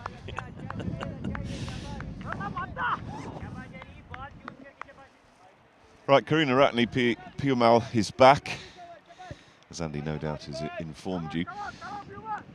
Out of breath? Oh, perfectly fine, thanks. Just thought there was a little bit of heavy breathing going on there. Thank you, Richard. Piumal's in again. From the straight, just dabbed down by Kadir into the vacant short mid-wicket region. Piumal fields off his own bowling. That's a single. Singles are not going to do it from here, are they? No, and I'm just looking at how that field is spread. All the fielders in the ring are right on the edge at the moment. So they're saying, OK, guys, take singles. Yep. They've got their 5 fielders out, long on, long off, deep mid-wicket, cow corner and on the cover boundary, but all those inner ring fielders are right on the edge of that ring, bar one, who's just crept in at backward point. But they're saying, fine, take your singles, guys. This will be another if they push hard, though. I think they're going to push. No, they're not going to push. Not much of a throw coming in there from deep, well, wide mid on, but still only a single.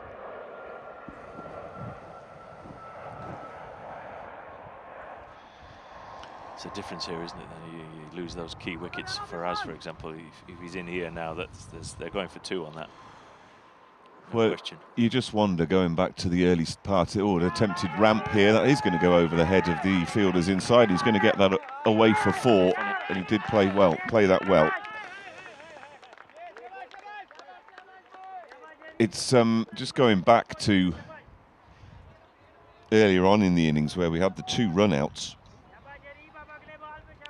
in the space of 1 over, the final over of the power play, and there was obviously a lot of anger and frustration among the batters that were involved in those run-outs, one of which was Faraz Abbas, and you wonder how much that played on his and their minds, because it can disrupt the rhythm. It certainly did.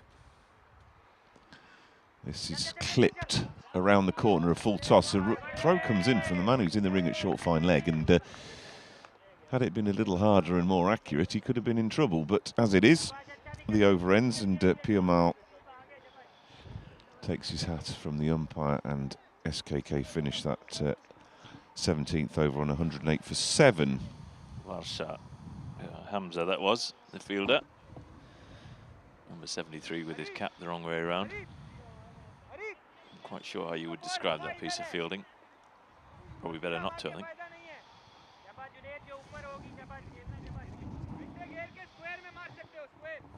So what do we have here now? Because has to be a change of bodies, because well, yeah, Milan has bowled out, Basnaika has bowled out, Varsha has bowled out. Isuru probably would be the one to come back.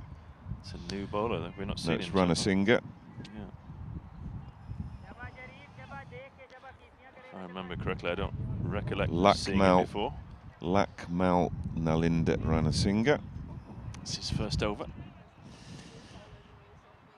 So interesting to see a new bowler at this stage. Yeah. 18th and 20th if he's going to bowl 2 overs. Yeah, that's some ask, isn't it? And I don't know this gentleman, so interested to see what he's going to be bowling from the looks of it. A little bit of spin. Let's see. 35 on his back. No, he's just a dibbly-dobbly, but that rose on the batter somewhat. Very gentle approach, but that one kicked off the surface a bit. Took the batter by surprise a little. Yet another single. Dot ball, I beg your pardon. This will be a single that could have direct hit, might have been interesting, but no. Happy to let him go through for the single. Brings Junaid Khan onto strike. He's 6 from 10. Can't imagine him thinking that he's going to be standing around looking at too many more. To count the number of dot balls in this innings, there's a fair old few. It is a large number, I think. A club past the fielder at short extra cover. They'll think timing. about the second, no timing, and no second run either. It's not really been all that much time, has there? There's a couple of those extra cover drives from Qureshi early on. Other than that, and the 6 obviously from Faraz, but not really anybody that's. It has felt sticky. Sometimes on windy days it can be a bit like that. This one is not quite sticky, but it's straight to the fielder who's dropped another one. Oh my, not the easiest of chances, but another one you should expect to take, really. However, the upshot of that is it's just another single. So, how many is that, I reckon, now? 4 drop catches? Yep, that takes them back to, what, 4 from 8? One technically not dropped, although he did slip just before he was about to take it, so we can put that down. I don't think I even counted that one, or did I? I think we can put that down as a chance. Another club into the onside. Oh, no.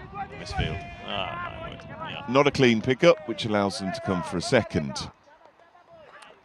Well, it was 2 fairly decently timed shots from Junaid, a man you've said would come in at 12. Those, well, for the national side, obviously, that's probably. I mean, it's not necessarily meant as a totally negative comment, because he does bat as well. It's more a reflection of the fact that he's got hold of that one. It's going miles up in the air. It's going to have enough, I think. It is. I was just about to say, well and truly, Bosch that one.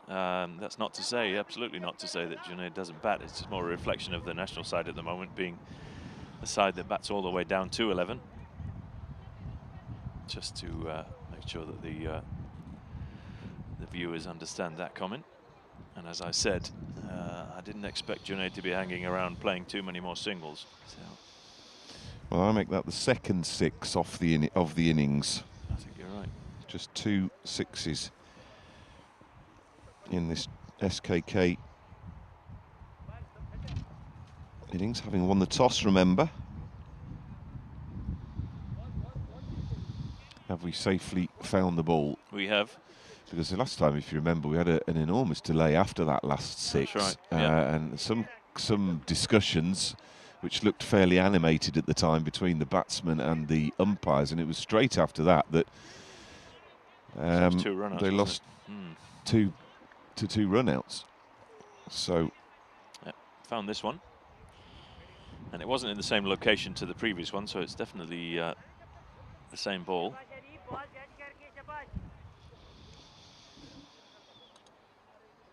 So will the Nalinda experiment continue then in the final over? We'll wait to see, but for now the penultimate over. It'll be Piomal to finish out. How many did he go for in the end? 11. Good over that for SKK. The most profitable, I think, of the whole innings, going for 11. Projected score just creeping up again as a result of that over. Good ball. Full and straight. Yeah, good death delivery, that one. Decent pace in at the toes, but well played as well.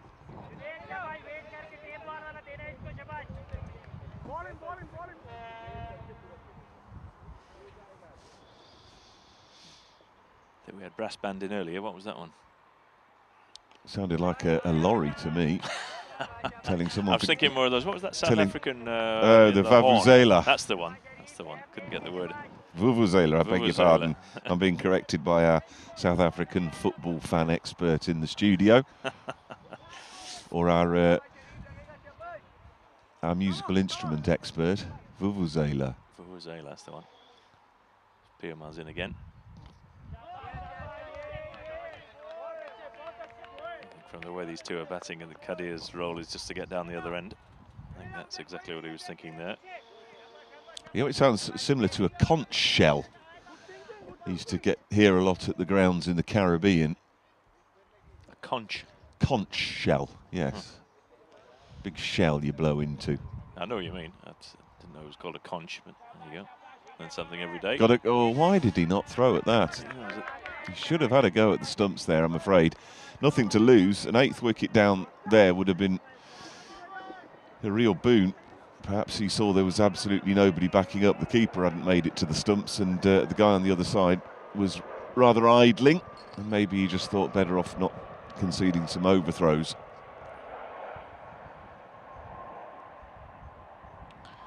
Down the leg side, should be wide. It is.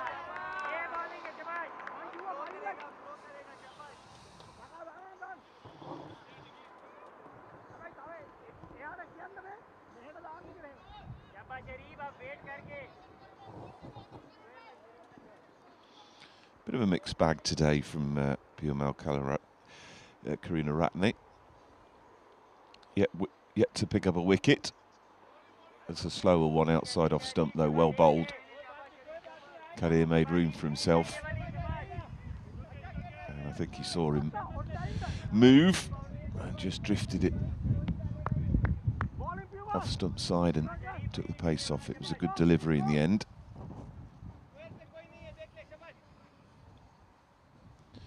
So 4 singles and a wide from this over so far. Oh, that's hit him straight in front. I think that's gone. Yeah, I can see that from here. So, nod. Yeah, it looked as straight as it comes, and they end that one with another wicket. So Piomal does not end up wicketless for all his efforts today on the final ball of his spell. He picks up Arib Kadir, who departs for 18. Decent 18, actually. Got on with it. And he had to, because his team was in a little bit of trouble at the time. But he's come out and kept the scoreboard ticking over. But 8 down now, going into the final over. We wait to see who's going to bowl it. And indeed, who else is going to replace the departing batsman, Arib Kadir. Do you remember this young man in last year's final? There's one for you. Yes, now I do. Amjad was the bowler. Yes. Be looking for something like that today, wouldn't he? A similar little cameo here off the last 6. Although he might not get to face if... it's going to be Suru to bowl it, by the way. He's coming back for his right, so they're not going to give... third, I beg your pardon. Lucknow a second. I think he bowled okay, actually, you know. Wasn't too bad, was it? From the other end, he switched ends. Started at the residential end, now he's coming from the road end. And 124 for 8, so where So are... I think Junaid is eyeing up where his boundary options are. SKK going to finish? They should at least see out the 20 overs. Push that first one hard. Yeah, they're going to come back for a second. A decent throw here could be business. Very good throw indeed in the end. Good take by the fielder at the stumps. Good positioning from the umpire as well. But good running too. Yeah, getting himself perfectly in line for that one. Good run, good fielding, good umpiring. So all round good cricket, that's nice. The wind is really whipping around. You've got your notes handy there. I've definitely put some extra stuff down, things down. Yes. Definitely do with that blue jumper as well for anybody listening in the pavilion. Your sunglasses are going to go too. Oh, that's wide, very wide. Well taken by the keeper standing up though.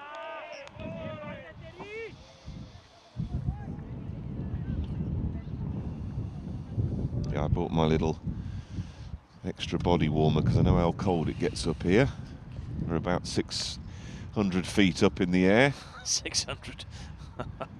Now this one's clubs coming up to the man at long off, who takes it well. Super catch, well done. So they pick up yet another one.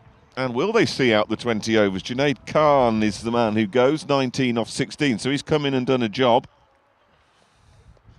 I was just about to ask you that question, given the fact that you just said that they were going to see out the 20. Last man in. Well taken there by Sasindu. He's wringing his fingers though a bit. That did sting. He really did get hold of it, but he's caught that very safely. Just not enough elevation, was it? Well, 127 for 9. Who's this now? Nandini coming out. So 2 batters in the last over T20 innings. Neither of them has faced. It's not a situation you want with a batter, is it? Yeah, both yet to face. Chopped into the offside to go through for a single, which has been a frequent utterance throughout this afternoon. Another single.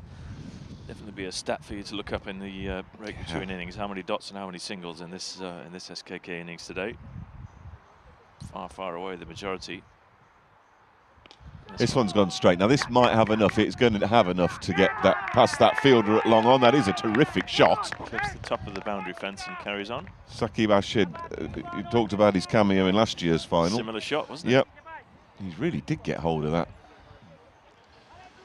Sailed over the head of Sasindu. His first ball faced as well. Not a bad way to get off the mark, was it, really? I would have thought if I was him, then having done what he did last year's final and now coming in and clubbing the first ball for 6, then what am I doing down at 10? Well, that's exactly what I was just thinking. Certainly got a good eye, there's no question about that.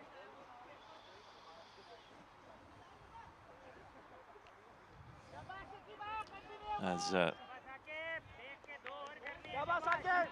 national team skipper Amjad Sher will no doubt remember. Not that I want to remind you of it, Skip, but anyway, lovely shot, straight down the ground for 6, over long on. Let's see whether he can do a couple more of those just to get themselves towards 140s. Still below par, I think, but yeah, just to make it a bit more interesting. Be some effort from 87 for 5 in the 13th. Exactly. It's in again. He's having a heave at that one. This should only reach the man on the mid-wicket boundary. Slips again. And they make it back for 2. With the sprinkler system here as well, there are the odd patches around where it gets a little bit damp, and you really don't want those slick shoes, as Andy calls them. Sprinklers have been off the last couple of nights, so. Final ball then. And he's missed that completely. And they're going to finish all out.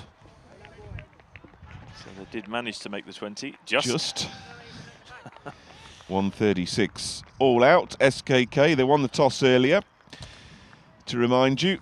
And they lost their first wicket in the 3rd over. That was Butt, who went for 13. The same over saw a drop as well. And then 6th over, 2 disastrous run-outs, both involving the captain, Faraz Abbas, which put them at the end of the power play on 44 for 3, so going around 7 and over, and they've just dipped below 7 and over for their overall run rate for that innings. Then a decent enough partnership over a space of what, 6 or 7 overs until they lost their fourth, 5 overs until they lost their fourth over in the fourth wicket in the 10th over. That was when Faraz Abbas went 15 off 21. Jamadar fell for 4 in the 13th. Qureshi, who threatened to bring things back for SKK somewhat, fell in the 14th, 29 off 25 he made. Kuchi fell without scoring the following over. And then it was left to the lower order just to try and get them close to a serviceable target, which they have done to some extent, although they would say that 136 is probably below par, and a lot of the wickets there was, to be fair, their own doing somewhat, particularly the run-outs. So 137 will be Vantaa's target to give them their first Finnish Premier League target. You'll see the bowling figures on screen there. And Madhuri Milan, excellent figures. 2 for 19 off 4, going at under 5 and over. It's a standout really from that. Well, Ham Savasha as well. He bowled his 4 straight up, having opened the bowling, going for 5.5 and over, 1 for 22. So those are the 2 standouts. Overall, a pretty good performance from Vantaa with the ball. Some indifferent fielding, but some excellent fielding as well has got them to this position. We'll be taking a break now, and then we'll be back in, 10 or 15 minutes for the second innings, and to see whether Vantaa can chase down this target of 137. Where's your money, Richard? My money's going to the cake stall. That's all I can tell you. Enough said. Enough said. Get ready, Claire. We'll be back with you in a moment or two.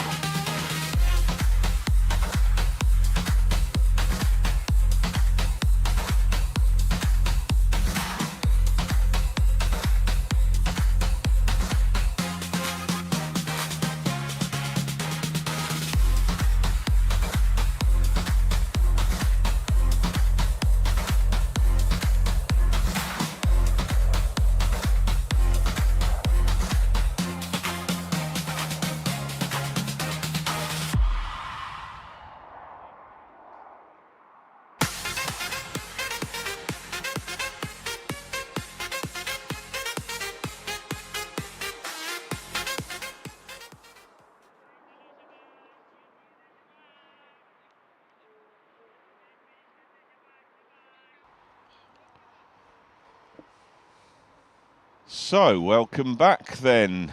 We're going to now see the reply from Vantaa to try and win the FPL title for 2026. 137 is their target in 20 overs. SKK being bowled out on the final ball of their 20 over innings for 136. And we're going to see the first delivery of that reply, which is immediately going to get them off the mark. As Junaid Khan bowls that one slightly wide of off stump, and it's just dabbed down to third man.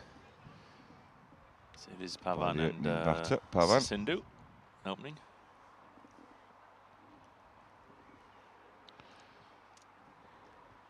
Left and right combination for the opening pair here for Vantaa. You know a lot about these players, Andy. For Vantaa, are they a stronger batting or bowling side, would you say? I would say more of a batting side for me. Hence the thoughts that I think they're onto getting this total here today. Good single. Again, they need to be busy while avoiding. They do, and I think that's what the Vantaa batters tend to do as well. They are busy. That's a good word to describe. Without avoiding the misunderstandings that led to the downfall of a couple of the SKK batters. A couple of runouts in one over, the sixth over of that innings. SKK, if they want to retain their title, then they've got to be right on it. As the tall Junaid comes in. This one is a full delivery, and that's a beautiful clip off the toes. That's going to run away for 4, I think. That's a really nice shot from Sindhu. And they pick up their first boundary in reply and race along already after 3 balls to 6 without loss. Sindhu has been one of our, what should I say, extended Finnish Bears squad over the last 12, 18 months. So I know a little bit about him. Not seen him too often. That was a clever shot. Yep. As he waits for Junaid Khan again. And he's going for this one. I think he's got an inside edge on that. Otherwise, that would have been plumb LBW.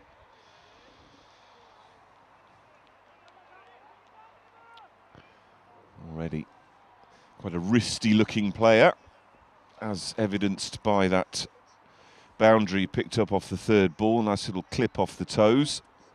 Many of the Vantaa side, of course, of Sri Lankan origin. Many, if not all.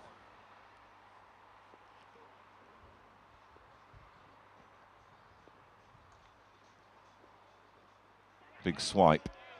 A call of catch, but nothing doing. No edge.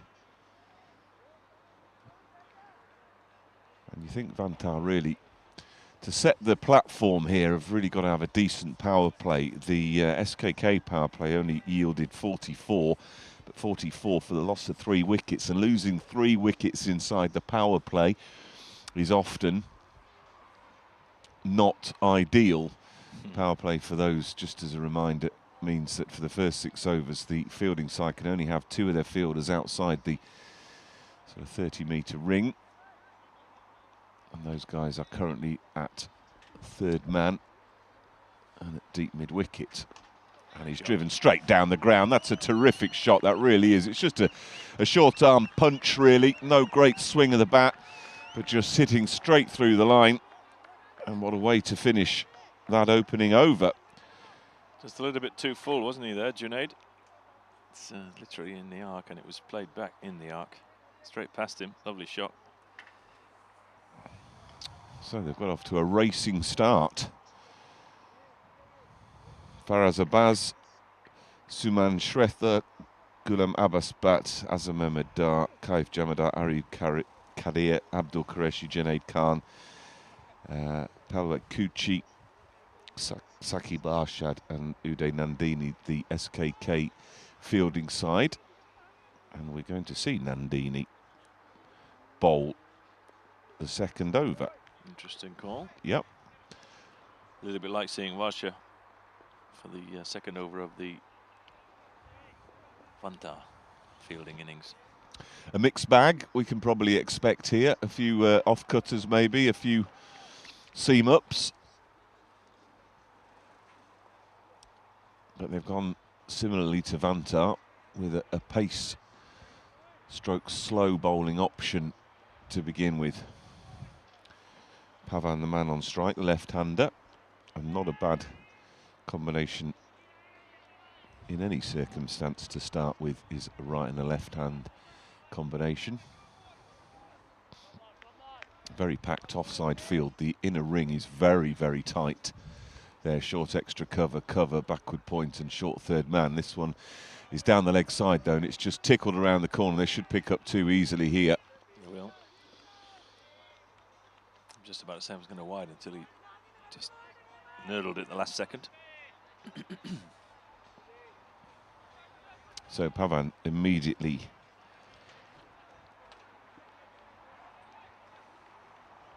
in business. In business, shall we say. Yeah. I was going to say off the mark, but he had picked up a single in the first over.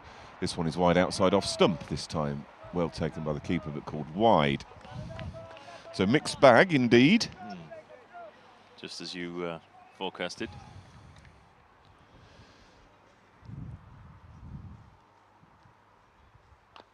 Clubbed over the top. That's gone for maximum, I believe. Yep, it has. It's travelled all the way. Really languid stroke there from Pavan, but he absolutely, the sound off the bat was terrific. Languid, a lovely word to use for that shot. It described it perfectly, and it was right off the middle, as you said. And the sound off the bat was music to the ears for those that like the sound of English willow. Yeah, straight over to where all the teams are sat in front of the scorer's hut there, the far end. So you've got to say, Vantaa putting pressure on the SKK opening bowlers here. Well, it's immediately brought a change in the field. Long on has gone out now, which means they've brought who into the ring is the question.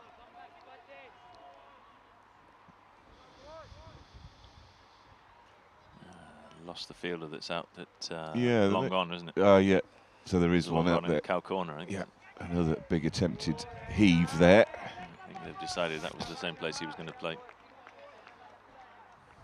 Cow corner just in front of the nets and long on just in front of the scorer's box. From our media centre view here at Kerava. Switched around the wicket now, Nandini. That's a better ball. And there's no run. But they can relax now a little in this over, Vantaa, if you've picked up a maximum off the third ball. There's no need to do anything silly now. No, that one is bowled wide. They're looking at just under 7 and over to achieve this total, and with that wide, that means 10 off this one. Yeah, there's 2 wides in this over. This can ill afford these extras.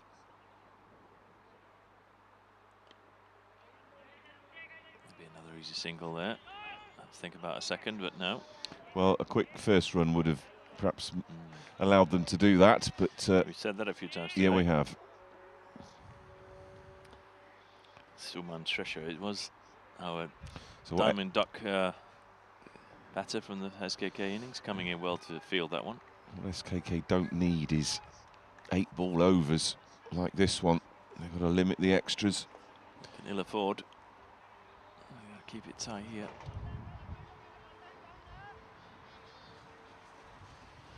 Big changes in the field. A lot of tinkering already, which suggests a certain element of fear, perhaps. Important that you've got plans and you stick to them. As the over finally ends with a dot ball. And Vantaa in chase of 137 to win the Finnish Premier League, a 21 without loss after 2. So good start then from Vantaa here. Par score would be 10, so they're well ahead of that. 21 without loss at the end of the second. I think, my gut feel was that this was Vantaa's to win here today, and I'm not changing that view here after the first two. Junaid Khan, no doubt, thinking, what will he do differently from the first one? Just for me, bowled a little bit too full in that first over. The height and pace that he's got, you just want to see that back of a length, don't you? Just back of a length. Or bowling to the left-hander now. That's better. It is. But he's managed somehow to squeeze that down to third man. So, well played. Waiting, watching, playing it late. Yeah, it was well played and well bowled. It's the areas that I want to see him bowling in, really.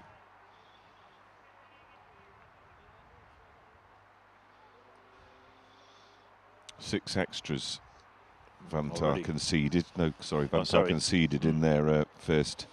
That's not a bad dig. result at all, is it? No, it's not. You take out the drop catches, then you'd probably say that it's a decent effort from that first innings from Vantaa's perspective. I was hoping I'd be able to do a quick mathematical totting up of the number of dots and singles in that innings. But that was the task you had in between. I know. Unfortunately, I failed. This one is not going to be a dot by any stretch of the imagination. It's just going to fall short of going for the maximum, though.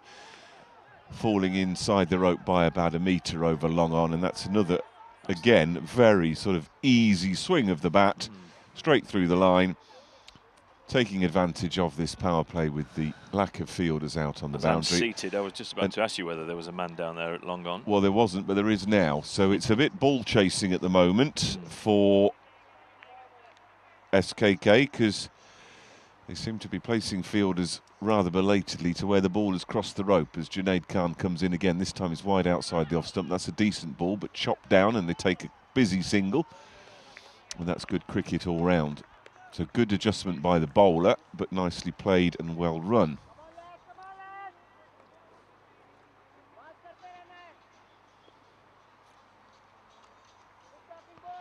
Brings the left-handed Sissandu onto strike. Already both of these batters are well above the 100 strike rate that you want to surpass generally in this form of the game. 11 off 7 Pavan and 14 off 8 Sissandu.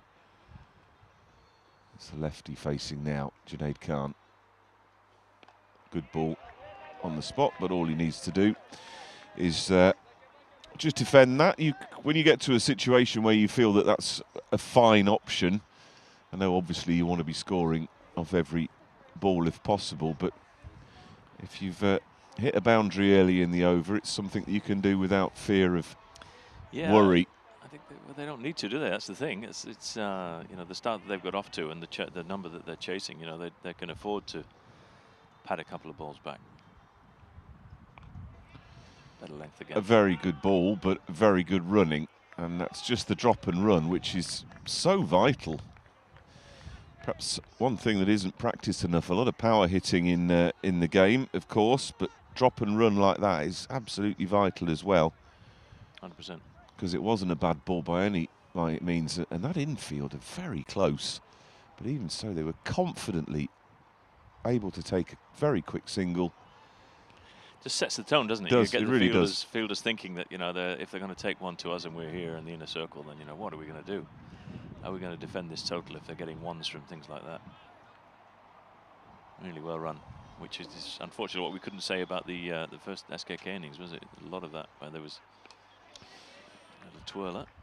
Quick clipped into the onside for a single to one of those two men that's out on the onside during this power play. That's the end of Junaid's over. That went for 8. So he's 0 for 18 off 2 already. And given that he's the SKK #1 bowler, you know, you've got the Faraz SKK skipper thinking what he's going to do now. He's going to come up with something. He's going to keep on with Nandini, however, for the 4th over.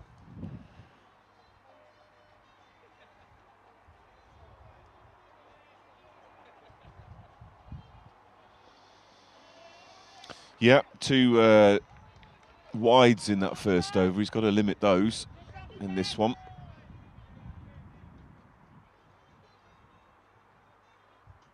There's an appeal as he pushes forward to that. but it's half-hearted at best.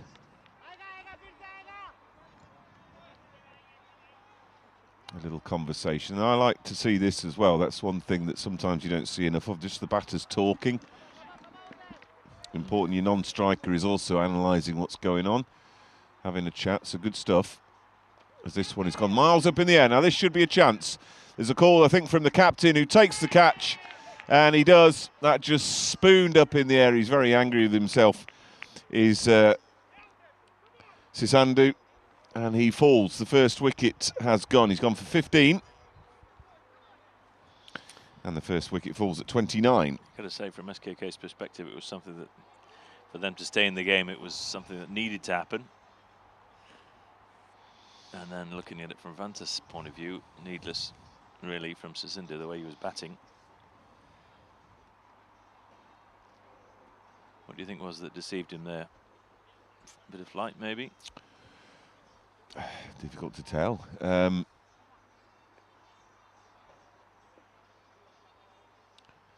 It looked to me like it was perhaps a leading edge. Difficult to tell from our distance, but the shape of the body suggested he was trying to just clip that into the onside, and probably got a bit of a leading edge. A bit early on it.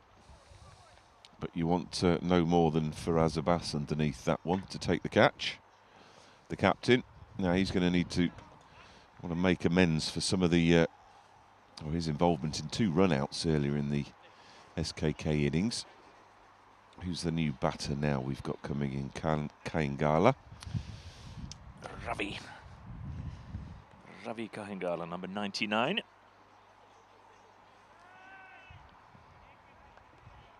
My favourite ice cream cone back in the day. Yours as well, Richard? Oh, the 99, I do. In Birmingham. Yes. You did. I see what you're saying now. I think Ravi. I didn't recall an ice cream called the Ravi Kahingala. No, the number 99 was the one that was referring to. That was yes, one of those creamy ice creams in a cone with a flake of chocolate in it. Yes, Cadbury's. Oof, lovely. Back in the day. Right, so SKK got themselves back in business with a wicket, and again, that's a much better delivery. Floated, flighted, and on the spot as the wind picks up again here at Kerava. That probably slower bowling, that can also deceive the batter. It can move in the air a bit as this is wide outside the off stump. Slower bowlers can often profit in windy conditions. Get a bit of extra wobble in the air. That's that classical situation, is it? You just lose that wicket and then all the momentum seeps out of the innings all of a sudden. Well, it was a brave decision to keep Nandini on here, but he's done well so far in this over. Dot wicket, dot, dot. Same again. Dot. Yep. So very good. Yeah, as soon as you lose a wicket, you go into this idea of rebuilding mode. And that was, checking, is that a short over? Really? No, it was 5 dots and a wicket. So terrific stuff. A wicket maiden, no less. My word. There we go. Right, he's not going to continue with Junaid. Saqib. Oh, Shad, I think it is. Right arm medium. A little bit of inducted up wobble. Wide of the crease. Last time I saw him bowl, at least. Not seen him for a while, I have to admit. Well, interestingly, that maiden, wicket maiden, means that after 4 overs, Vantaa the 29 for 1, which is exactly what SKK were after 4 overs.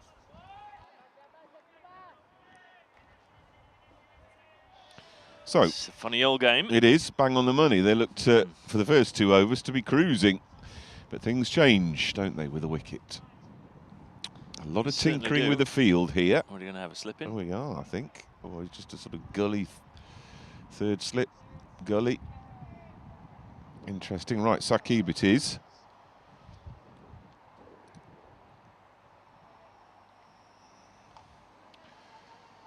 Just a back foot drive, which yields no run.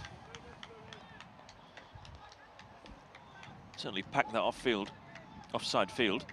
Suddenly the noise levels have risen in the SKK ranks. They feel that they've got a little bit more on top now. It's a smallish target to chase, 137.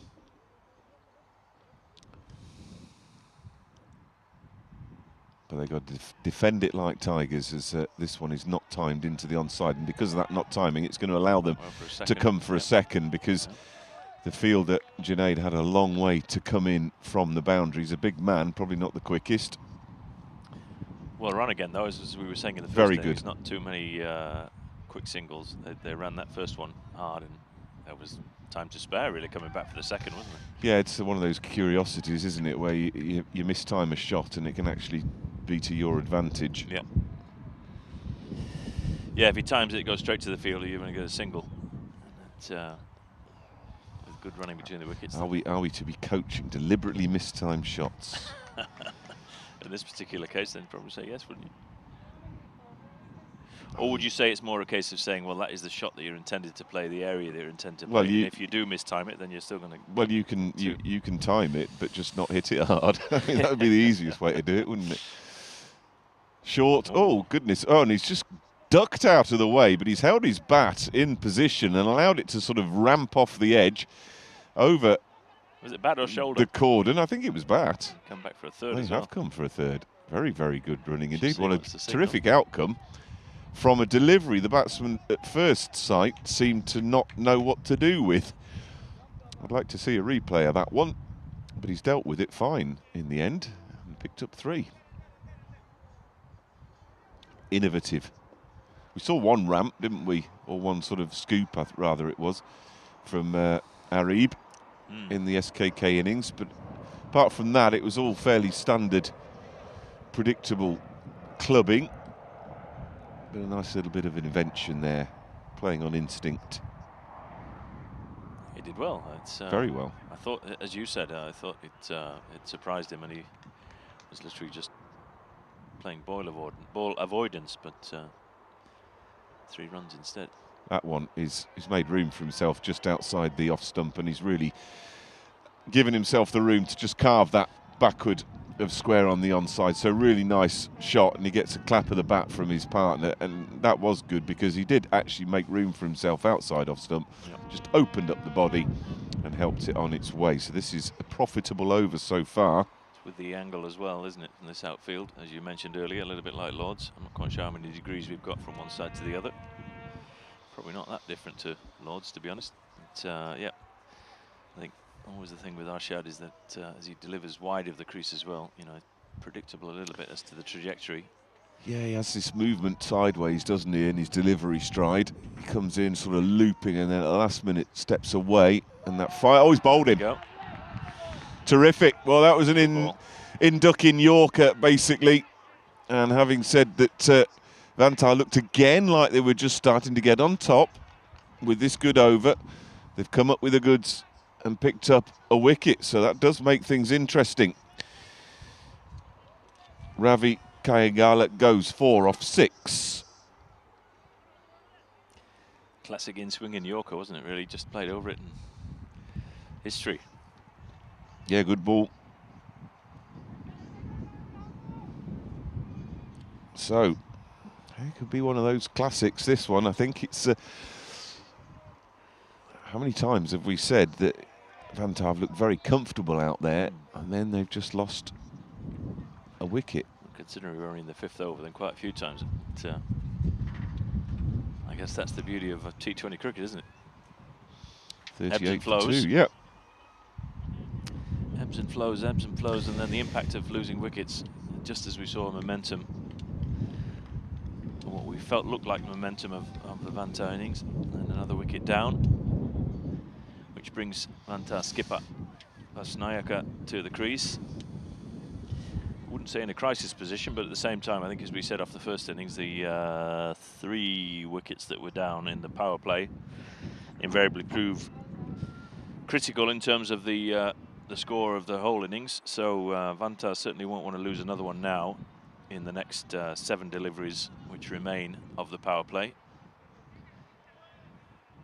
So 38 for 2. SKK 44 for 3 off their power play, so we're not going to be looking far off here. Saqib again then. Oh, that's widened down the leg side. That's not the follow-up ball you want, having taken a wicket with a terrific Yorker. We're looking for the same ball, obviously. Yeah. Just didn't quite get it right. It's a talking to now, a bit of encouragement from his captain. I think he's saying, just bowl it straight.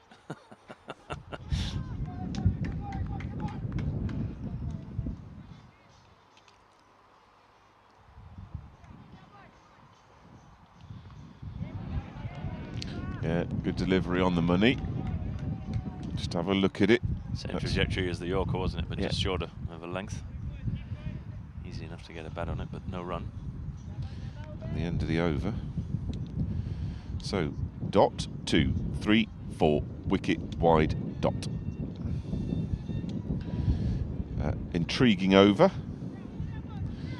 But it makes this match all the more intriguing itself. 39 for 2 after 5. After 5, SKK were 37 for 1. So there's absolutely nothing in it, really. No. They're going to continue with Nandini, I think. What Vantaa have got to say to themselves is that they've just got to not lose wickets regularly. One fancies if they bat the full 20 overs. Yep. For the loss of, say, no more than 5, they should get there. Certainly think so. It's the benefit of batting second. Obviously knowing what it is you're chasing. Being perhaps a little bit more conservative as they can afford to be. Only 137 being the total that they're looking after. Around the wicket, Nandini starts very wide, called wide.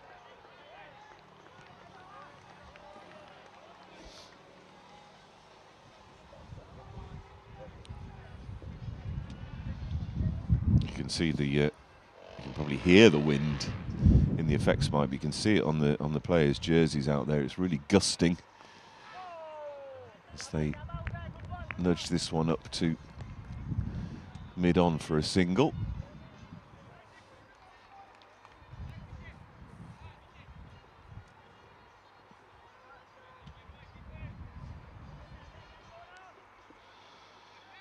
This is a reminder of the final over of the power play. So after this, SKK will be able to put more fielders outside the inner circle. Currently, the 2 allowed are up at long off, beg your pardon, and long on.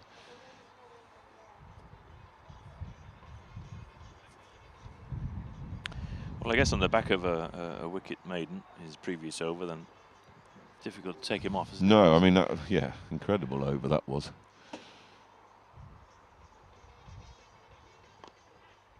He's hit that straight back at the stumps, which is frustrating because I think he got a good chunk of that, and if he'd missed them, it might have might have gone all the way. Yeah, I think you're right. Long on and long off are both quite wide. Stumps saved the day for SKK. Nandini, in this case, he's in again. This time Slightly shorter, and helped on its way really to the boundary. Just got to wait on it, and it was a buffet ball really. After a terrific little passage from Nandini, bar the odd wide. He's just let one go there, a little loose. So a buffet ball, how would you explain that to our Finnish viewers? That, help yourself. Help yourself. There we go. That's a nice one. To whatever you like. We're talking what a Helsinki, Stockholm. A liner buffet. You know, a lowness. Nice line of lowness dishes. As he follows the next one up with a decent delivery. Good stuff to come back after that boundary. Another dot. A lowness buffet rather than a la carte, you mean? Yes. Yeah. Gotcha. And the bails have blown off now. The zingers are zinging in the turf. That's another call out. I think we'd have to have some new plasticine at that end as well, I think, by the looks of it, Richard. Yeah, they are a little loose. Second reminder to the care of a groundsman, Stephen Law. Well, if you just keep... Young man. If you keep your notes weighted down so they don't blow away in this wind. Working on that one. This one is hit straight to cover fielder just inside the ring. 58. Kaif Jamadar, no run. Yeah, I think we need to block that left-hand corner of this media centre, don't we, for that wind impact. Well, another good over, has to be said. There was a boundary that came out of it because of one loose delivery, but Nandini's got 1 for 17 off 3. And Vantaa got themselves a little bit stuck in that over. 45 for 2 they end the power play, which is just 1 run away from SKK's similar number. 44 for 3 they were after their power play. So things are a bit sticky for both teams. It's very difficult to call at the moment. So if you're going with culinary terminology, and we had a buffet ball, so what would the other then balls be described as? Don't know. I'll just tell you that this is Saki bowling outside the off stump, chopped to the man at point.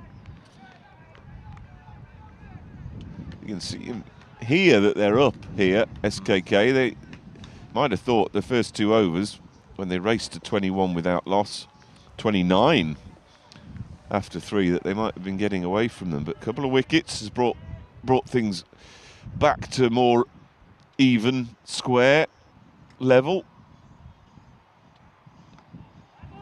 Dab into the onside for a single. Just a nice angle to that left-hander, isn't it? He's wide of the crease, right arm over, and it's just coming across the left-hander. If he gets it in the right areas, gets it just back of a length. Difficult to get away, but then if he goes too full. Run rate required 6.66.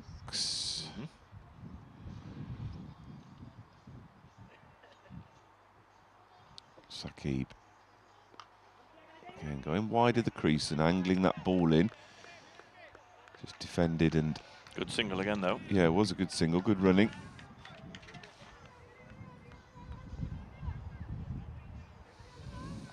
Intriguing game this, I think, now. 90 from 81 is the ask. With the wickets column being, I think, the critical thing here today. If Vantaa can knock the ball around and not necessarily have to score too many, but not lose a wicket. The key factor, I think, to this chase. This is where a bit of cricket smarts comes in, isn't it? Just knowing that, you should be able to work it out yourself by looking at the scoreboard. But if somebody's saying to you, look, you need 89 off 80, well then let's just get 89 or 80s, 70 odd singles and the odd boundary in there, and we're done. Yeah. Yeah, 100%. It's one of those innings, isn't it? As Arshad's in again. It's a little risky to me. Go on, push again. The second. Push. No. Thought about it, didn't they? They just didn't run the first hard enough there. It was there. It was. Again, the value of running the first one hard.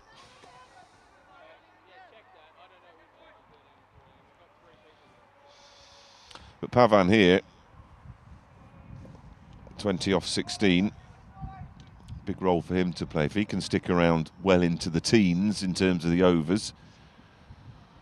That's what they need, isn't it? His strike rate 125. Somebody that's going to stay in, back through.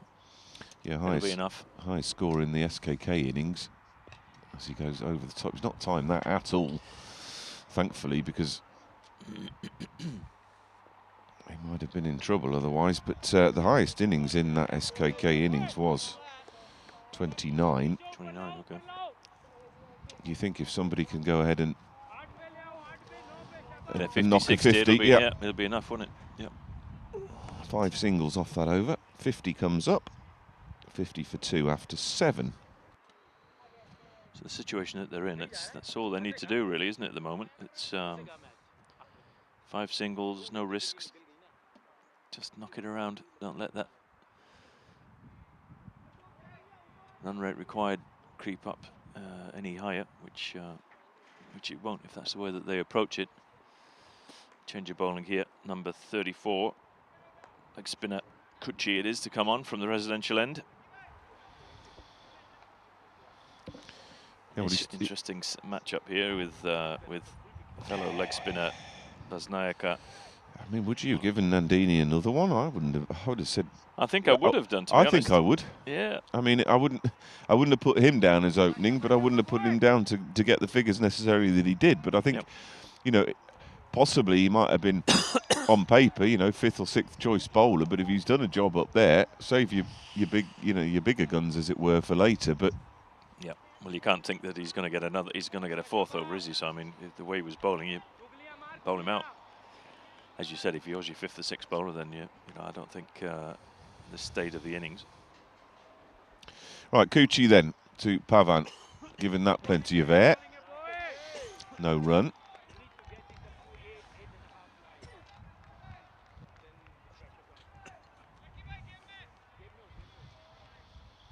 Required run rate well under 7, which is the run rate that SKK went at. Now they've squeezed that through the covers, and they should pick up 2 with some quick hard running, and it's going to be made even easier for them by a misfield and fumble by the fielder.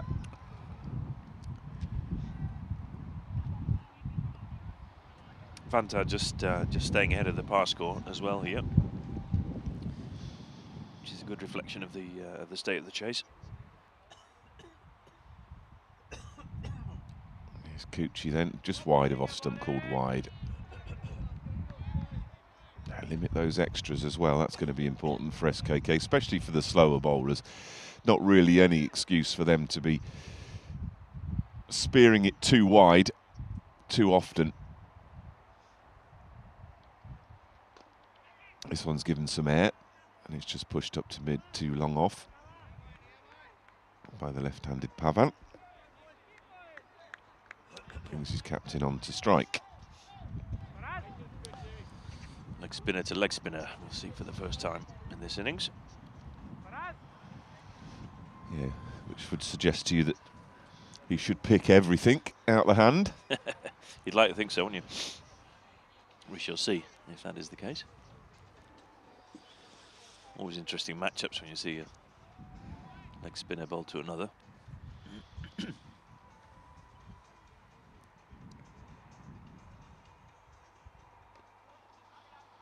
Oh, big gap on the onside. The ball's not travelled more than 10 metres away from where the batter was stood. It dribbled out there, but because there's absolutely nobody close in on that side, it was another easy single. So there is a lot of acreage where singles can be taken, especially on the onside there. You could, talking about that miss-hit shot earlier, you know, a little dab into the onside here, where the ball races or runs to around the inner circle area is going to get you 2.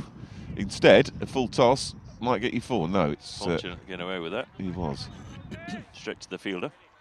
But backward square. There's plenty of acreage down here at the Kerava National Ground. And there's plenty of 2s on offer here. There certainly are. I go back to what you said earlier. I think coaching the miss hit. Or just putting it in the gap. Miss hit as well. Miss hit the gap. Yeah, no player will admit that it was miss hit. They'll always tell you it was deliberately totally placed. Intended. That one is short, and that is hoiked on that. up in the areas of fielder underneath it and interesting, but it hits the rope absolutely bang on. And even the umpire can see that that is a 6. Just waited on that one, and some really quick hands actually, because it wasn't that short. I wonder if the fielder misjudged it. I wonder whether he was going to. He wasn't that far away from it, was it? It was one of these asking for a dive. Tricky, one of those where I think you're starting too far off the rope, because to be in business you've got to run backwards somewhat. So it was one of those where you take it perhaps the other side of the rope and palm it back and jump back into the field of play. How would you describe that? Not something that we ever did, was it? Or even anybody ever did back in the day. Would you call it a palm off? Just relay fielding. A relay fielding to yourself. Yeah, well, to yourself. Right, another change. Skipper's on. Right arm gentle offies from Faraz Abbas. Well, they're certainly thinking, and the stats would bear them out here, that taking pace off is the way to go. 62 for 2 in the 8th. 55 for 3 were SKK. So this is where they started to stumble, SKK, a little bit. Yeah. And their run rate was dragged back by 2 run-outs and a bit of misunderstanding. So this, you think, is the time when Vantaa have got to sort of accelerate, but as Andy has mentioned, we've said a few times that making sure they do not lose wickets regularly is going to be key. We've got 3 men. It was this phase, wasn't it, in the first innings where we were looking at, saying sort of 150, 160, looked as though it was on. Yeah, 3 men on the onside, not that far away from each other.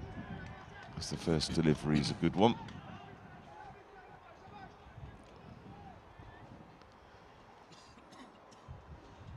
Deep mid wicket, long on, and cow corner. Fielders to the left-hander on the onside, and the 2 fielders out on the offside are at long off and deep extra cover.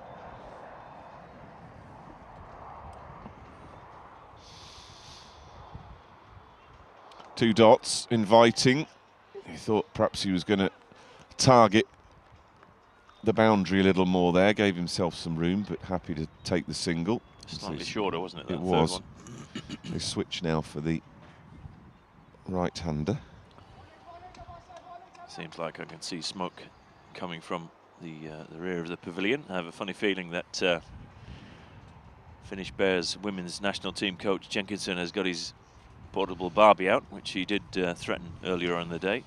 Well, either that or there's going to be a fire emergency, so best First check. one, I think. He did ask me for permission, and I said, well, if I get a sausage, then yes. So I'm hoping that's the case. Anyway, as Faraz is in again. Right-handed Basnayaka, skipper to skipper. That's just dabbed out into the vacant cover region. Carefully watched, and it's almost a deliberate ploy. I mean, the way he's placed that and taken a quick single is smart and very deliberate. Which is really smart cricket, then what they can afford to do, isn't it? They don't need to do any more. It's still the same. No, I mean, it's 73 off 68, so we're getting close to a run a ball. And you would hope that they are aware of that. They certainly no need to play any calypso cricket. Well, that's the one that you want to avoid if possible. Junaid Khan was interested for a moment, but he didn't get. Could be a run out here. I think he's dropped his bat, and that's what's done for him. Now that is absolutely what we were just talking about. You don't need to do anything stupid. No. Going to run a ball. That one was lofted, got close to the fielder. Fielder made a bit of a mess of it. Bad calling. Drop your bat, run out, and from nothing you lose a wicket, and that is absolutely what you do not need. The third one down for Vantaa, and it's Pavan as well. It's another one for your juniors coaching manual, isn't it? You know, don't drop your bat. I mean, because he means he's made that if he's got his bat in hand. I mean, the only reason that he's run out there is he's not got his bat in hand. It's cardinal sin, really. Again, it's just going along nicely, and then something that doesn't need to happen happens. It's funny, I was explaining this to a Finnish local reporter who was down here a couple of weeks back for the local newspaper, the Keski Uusimaa. We were talking about qualifiers, obviously the main thing.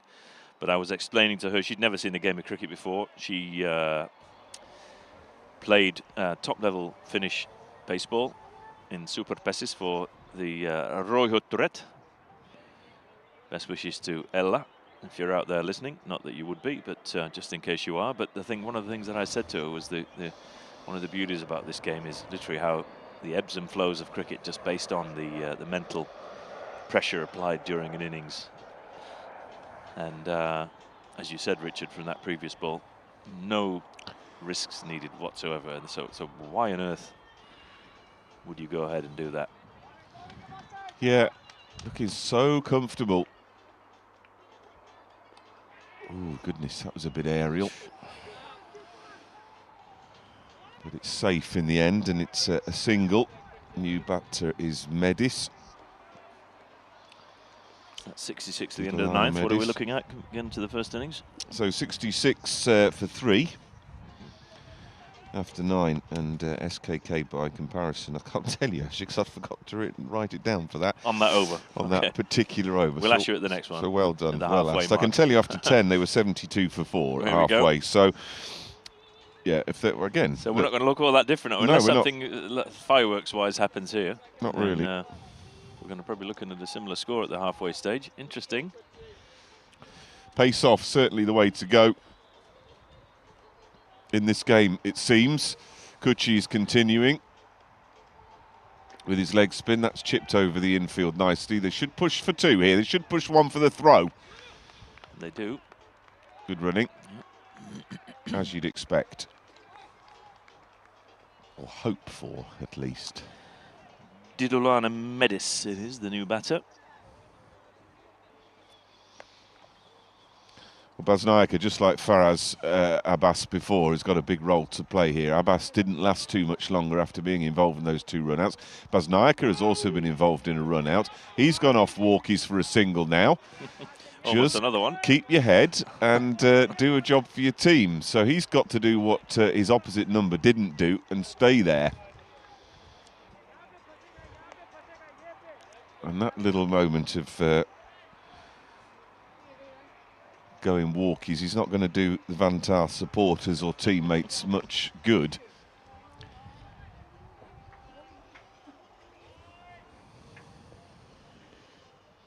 It's still 69 from 64. That's it, guys. I mean, somebody needs to get the message out there, because sometimes that message gets lost, doesn't it? And you take your eye off the scoreboard a little bit. Oh, that one is again aerial towards extra cover. Now push the second and you get 1 for the run.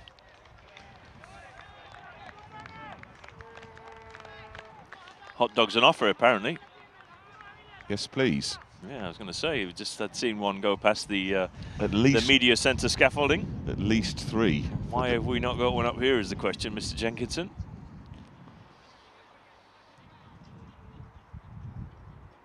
As Kuchi's in again. This one straight played. Well, steered, isn't it, to that man Steered at to the backward man at point. gully. Yep. Backward point, deep gully, whatever you call it. That area. But it's the right shot, though. If he finds either 2 side. metres either side of him, it's 4. Yeah.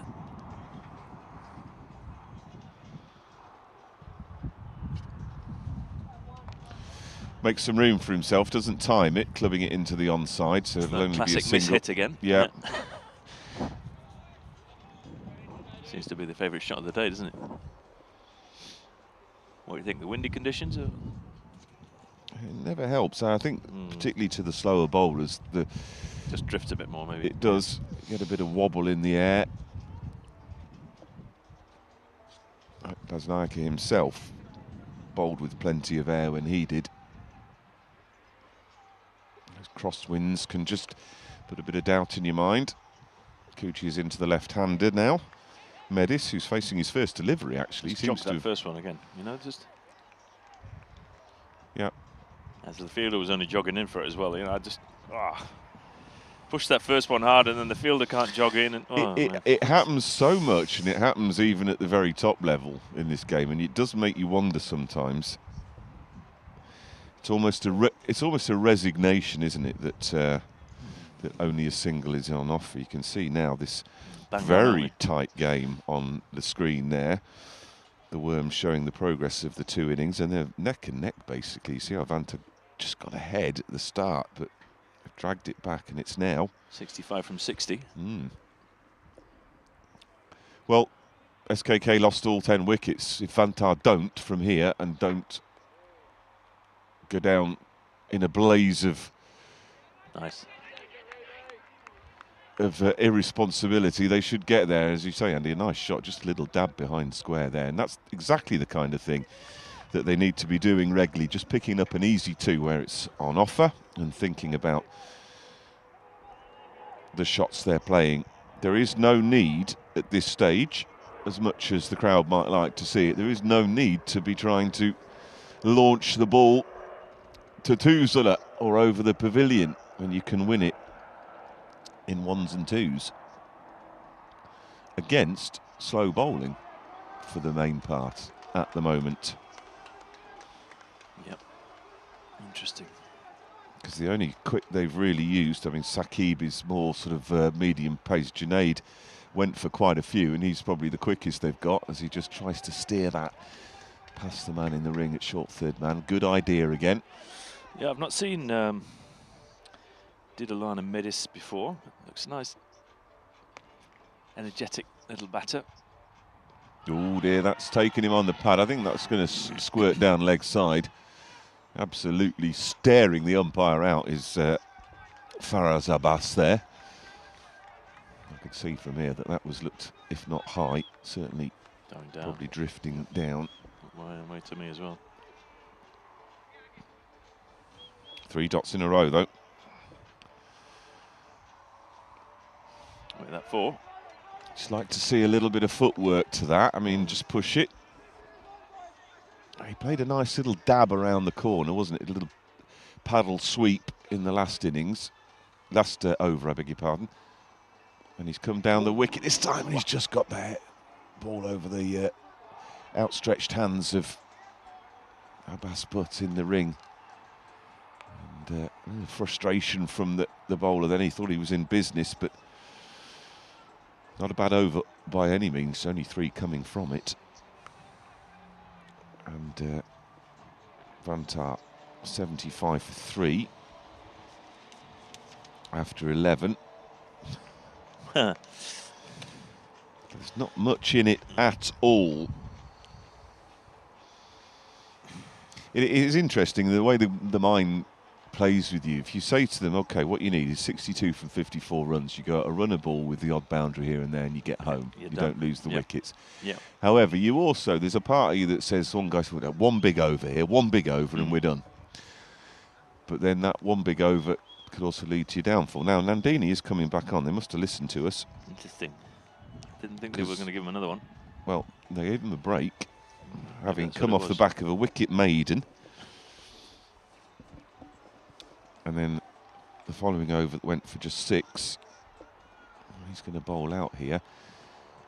But they've obviously decided, look, the slower the bowling, it's the way to go. More work you've got to do as a batter. That's a lovely shot. He's only going to pick up a single, though, because he has timed that to the man at long on.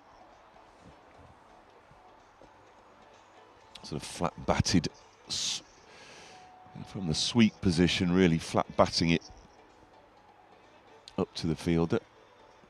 Bright sunshine here, care of a lovely, lovely scene here.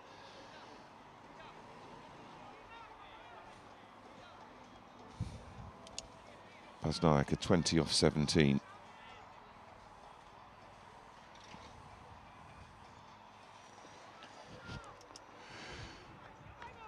Another single into the acres of space in the onside. And the bowler himself has to run almost to the edge of the circle to field that. Just getting a sniff of a captain's innings here. Basnaik, 21 from 18. 1-4-1-6. Strike rate going at 1-1-6. That's all they need, isn't it? Looped up in the air, chipped over the bowler's head. I don't think this will have enough on it to run down to the boundary because the fielder can come round from long off fairly comfortably in field. But again, it's another 2. That's all they need to do, isn't it? It is. There was nothing there. I mean, there was literally just a chip over the bowler's head and an easy 2. That's why it's quite interesting that these lower scoring games can be a real test of your mental approach. When you're chasing a big score, well, you just got to go for the shots, haven't you? But in this situation, you don't need to get home fairly comfortably. So it's a question of how much you can keep a lid on it. He waits on that one. That squeeze past 2 fielders. I thought it was going to be a catch. There will pick up a second. He's coming back because there's a misfield as well and a fumble. So a slightly risky shot. There's 2 men just behind square in the ring on the offside. He didn't really get hold of that cut shot. It could have interested both of them, who are very close together, probably not 10 metres apart. As it was, it beat both of them, and they picked up 2. So good running. Literally bisected, weren't they? And he just dabs that into the... Oh, he's sent back. I really... There. Yeah. Off any day of the week. Yeah. That's a shame. That was good thinking. He's having a word with his skipper and saying, come on, look. So your ball watching, Skip. Yeah, absolutely acres of space there. Stood stock still in the crease, not backing up. Easy 2 there every single time. There you go, just dab it there, you go. Yeah, push, push, push, push, and you get back for the second. Here we go this time, Skipper. But it's a little bit of a jog, and it's only a single. But a safe single, and Nandini has finished his 4 overs. Perhaps took us by surprise opening up, but he's done a good job for his team. 1 for 24 off his 4, so going at 6 and over. Quite a few wides in that one as well. So well, it did include a wicket maiden, which is something we don't often see in the T20 format. So 55 from 48 is the ask. And I think I'm sticking with what I said earlier. You don't lose any, well, don't lose any needless wickets. We saw the loss of Pavan for an unnecessary run out at the non-striker's end. Well, at this stage, SKK had lost 4 wickets. Right. Yeah. We are into the 13th over, which means, you know, in 7 overs they lost 6 wickets. So Vantaa just have to, as you say, avoid that fate. Yeah.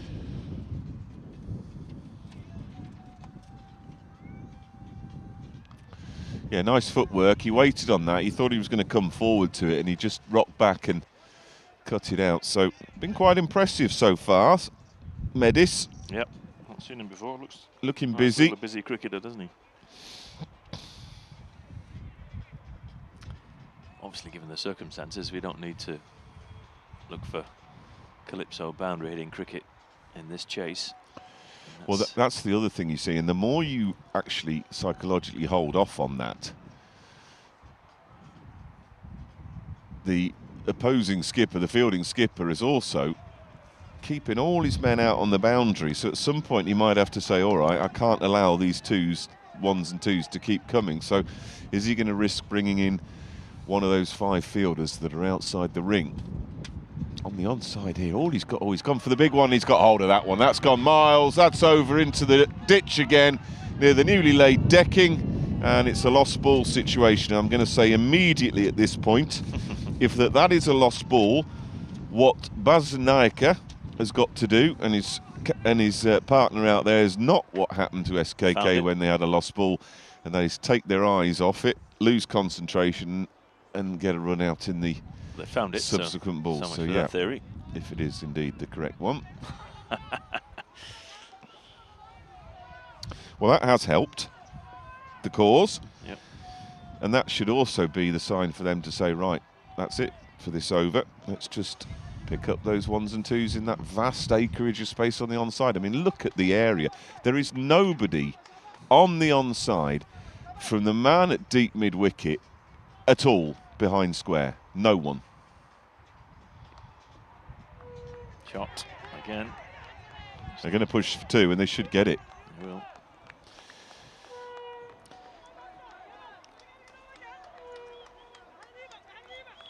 And this is what's also fascinating, I think, about the game. If you're at this stage as SKK, because you don't know what a good score is, and you are batting first, you just go for it. You take risks. But as the side chasing, you know where you are in the game. Yep.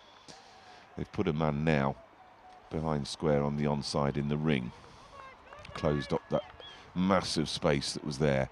As a consequence, he goes a little bit straighter.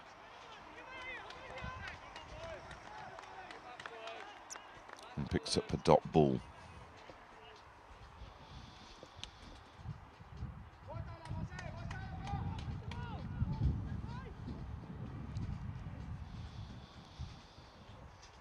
Lots of air outside off stump, chipped over the infield, pushing for 2 here. They should get there easily.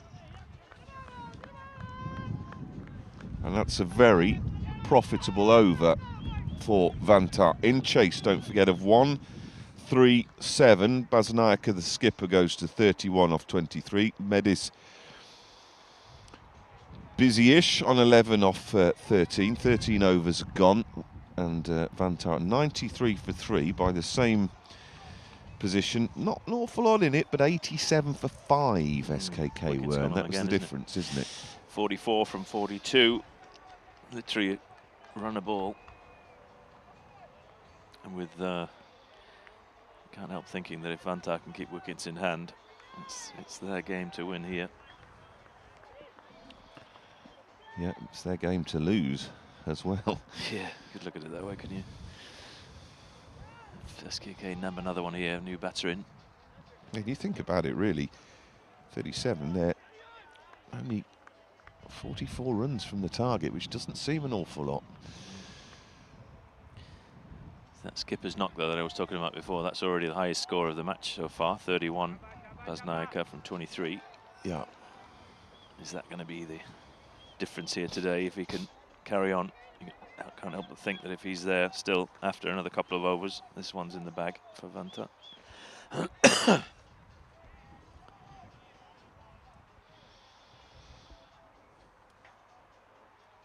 Kuchi's in his third. He's gone for 18 off the first two. Good. Tucked up a little bit by that ball, but because he looks like he's got very quick hands and quick feet, he's managed to manufacture something from that delivery into the masses of space on the onside, just to keep a single. And the board ticking over, and Vantaa getting his captain on strike.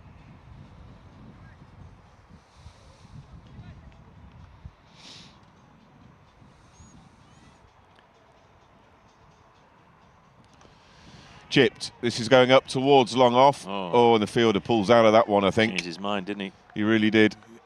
On those difficult ones where you either go for it and risk giving away the four and making a mess of the catch, or do you just limit it to the single? It's one of those where I just looked at him first and he didn't set off, he didn't anticipate immediately from off the bat. And that was the critical difference, I think, between him having a chance of making that one and not.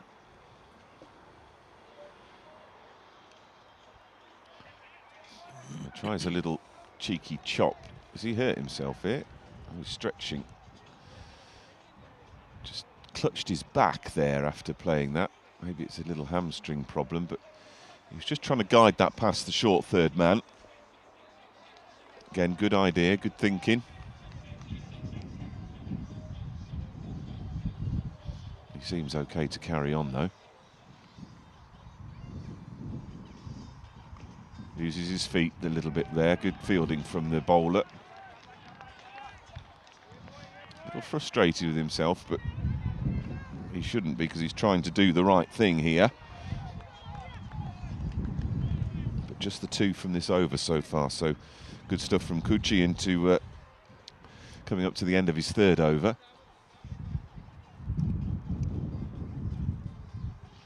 Oh dear, and he's stumped him, I think. Was that a stumping? Yep, was. He just used his feet, danced a little bit, missed it completely, and the keeper did the rest. And, well, he's played a good hand there, but he was just trying, I think, getting a little stuck in that innings and felt that he needed to pick up some run from somewhere, and it's cost him in the end. And Medis goes 12 off 18. It's the end of the 14th. So 6 overs remain. Every time they seem to look like they're just drift or pulling away from the SKK target, they are pegged back. Nothing in it in terms of runs after 14 overs, 95 for 4. Vantaa and SKK were 92, but for 6 wickets down. That loss of wicket as well, just impacting on their par score, so it's 90 is par. Vantaa at 95. 42 off 36, which is exactly 7 and over. So not all that much of an ask, but we've got a new batter in with the captain set, 32 off 24.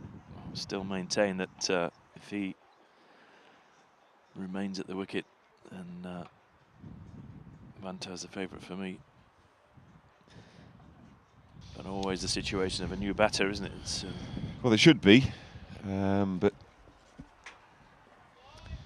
number 20, I think that's the man with the slicks, isn't it? If I remember correctly. First innings. Saqib's coming back. Last over he bowled was his second in the 7th. Kuchi 1 for 20 off 3. That's good going, good stuff from him. Saqib took a wicket, a terrific wicket earlier on with a lovely Yorker. He's going to want to do the same again, if possible. The chat between the field. It seems to have been a very long innings. There's been a lot of tinkering with the field. I'm wondering what the time situation might be. Umpire has got a hand on hip as if he's suggesting that we ought to get on with this a little quicker.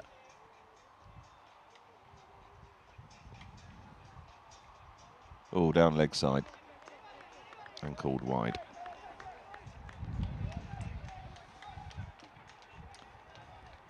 How many wides is that he's bowled? There's a couple of those, I think, wasn't in the first his first 2 overs.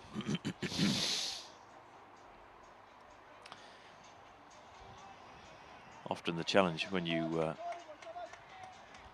bowling in duckers, you get that line wrong and it's going to go wide and keep going wider. Yeah, I think it's second or third wide. Yeah. Can ill afford to give those extras away. Probably more extras already in this innings than in the whole innings of Vantaa. Well, yeah, 6, and there were 6 in the SKK entire innings. They pick up a single there. A slight moment of just thought they were in business there for a second. Concern, but safely home in the end. Yeah, 6 extras in the entire SKK innings. They're already at that number. They're at that already. Yep.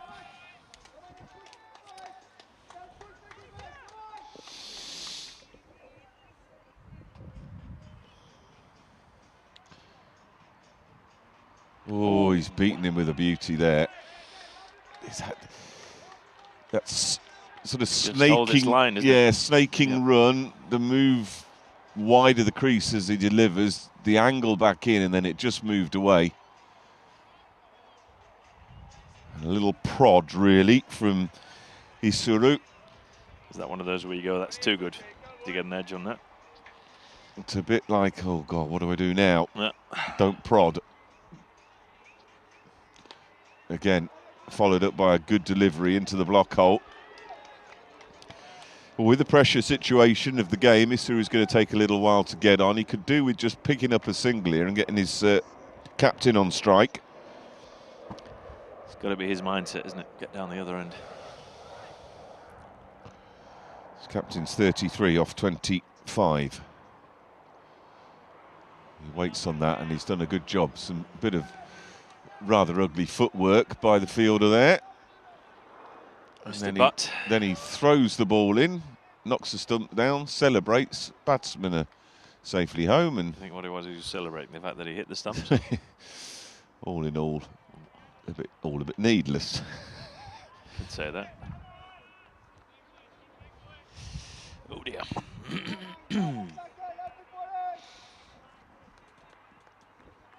So 98 for 4. The Vantaa score currently 39 off 32 is the ask. Yeah, they'll kick themselves if they don't get home from here, because at no point has that run rate got away from them at all. Exactly. Just about to say the same thing, Richard. There you go, nice That's single, well done. Yep. And that there is just the experience of the skipper, really. He sees that there's a simple drop and run single there. Yep.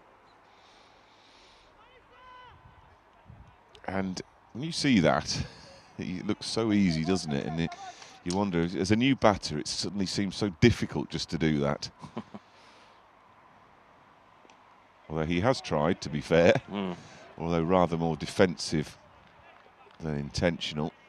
And Saqib, with a decent over there, finishes his third, 1 for 19. 99 for the loss of 4 off 15, so 5 overs to go, 38 runs required. As Richard said, I think in the previous over, around about that 7 and over. Well, look, 96 for 7 SKK were after 15, 99 for 4. All the way along. Yep. It just crept ahead in terms of the runs. You don't mind finishing off if your Vantaa is 137 for 5, do you? From here, the wickets column being the absolute critical thing, I think, here for today. And the same thing as we said earlier, the skipper stays in. Well, this will be interesting because Kuchi's final over. He's still got to bring Junaid back, and he went for a fair few with his pace earlier on. So Kuchi, if he can keep this tight now, can do a big job for his side. As this is squeezed out by Asnaika into the offside for a single.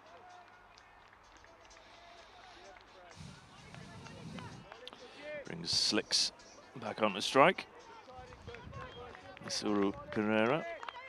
Won't mind me saying that.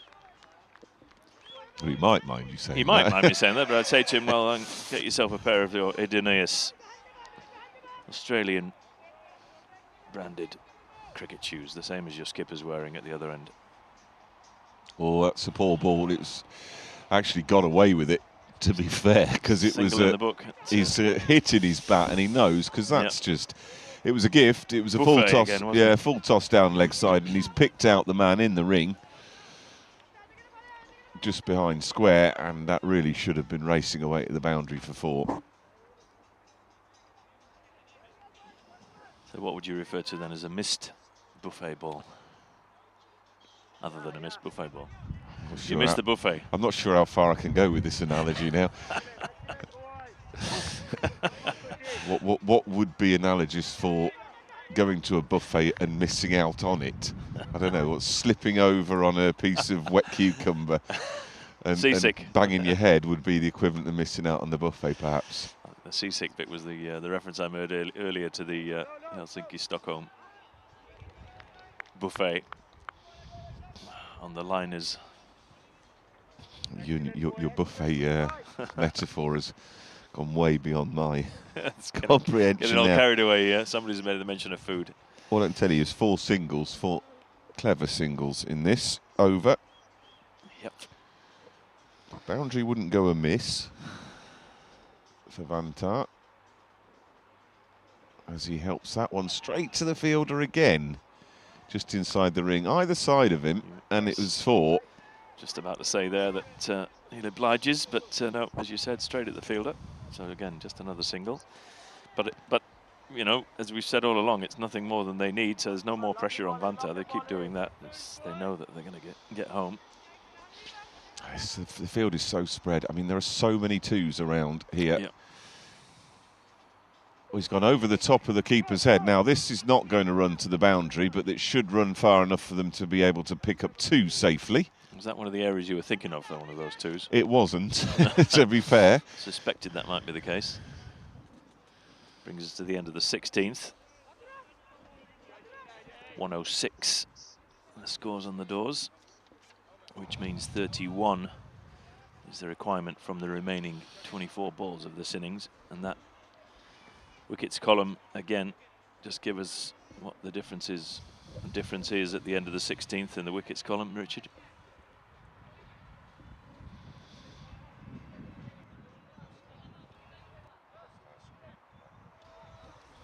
There we go, we've got a graphic there to illustrate just how tight this has been between the 2 sides. They've been neck and neck all the way.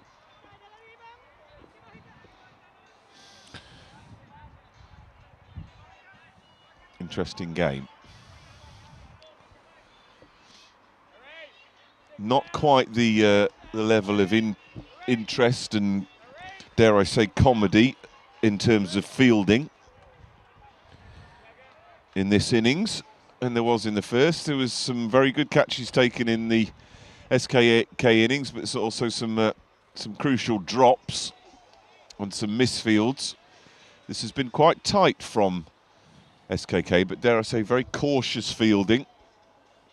At what point does he say, right, we've got to start bringing some fielders in, as the first ball from Junaid, who's back with his pace, beats Basnaika past the outside edge.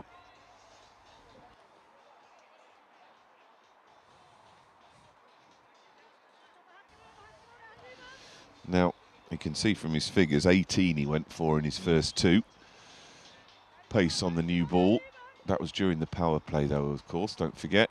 So fewer fielders outside the ring. This one's short, and he has an attempted pull at that one. There's an appeal for an edge. Umpire's not interested. Good start. 2 dots.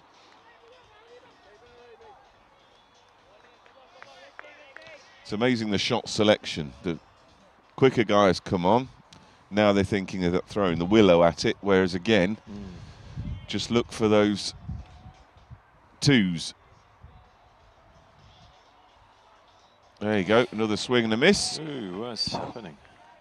And this is the captain who's set on Yeah, I was just gonna 37 off say, 31. The man that we've just been saying is the key for this innings, and he's just, well, his last two shots really, I don't understand at all.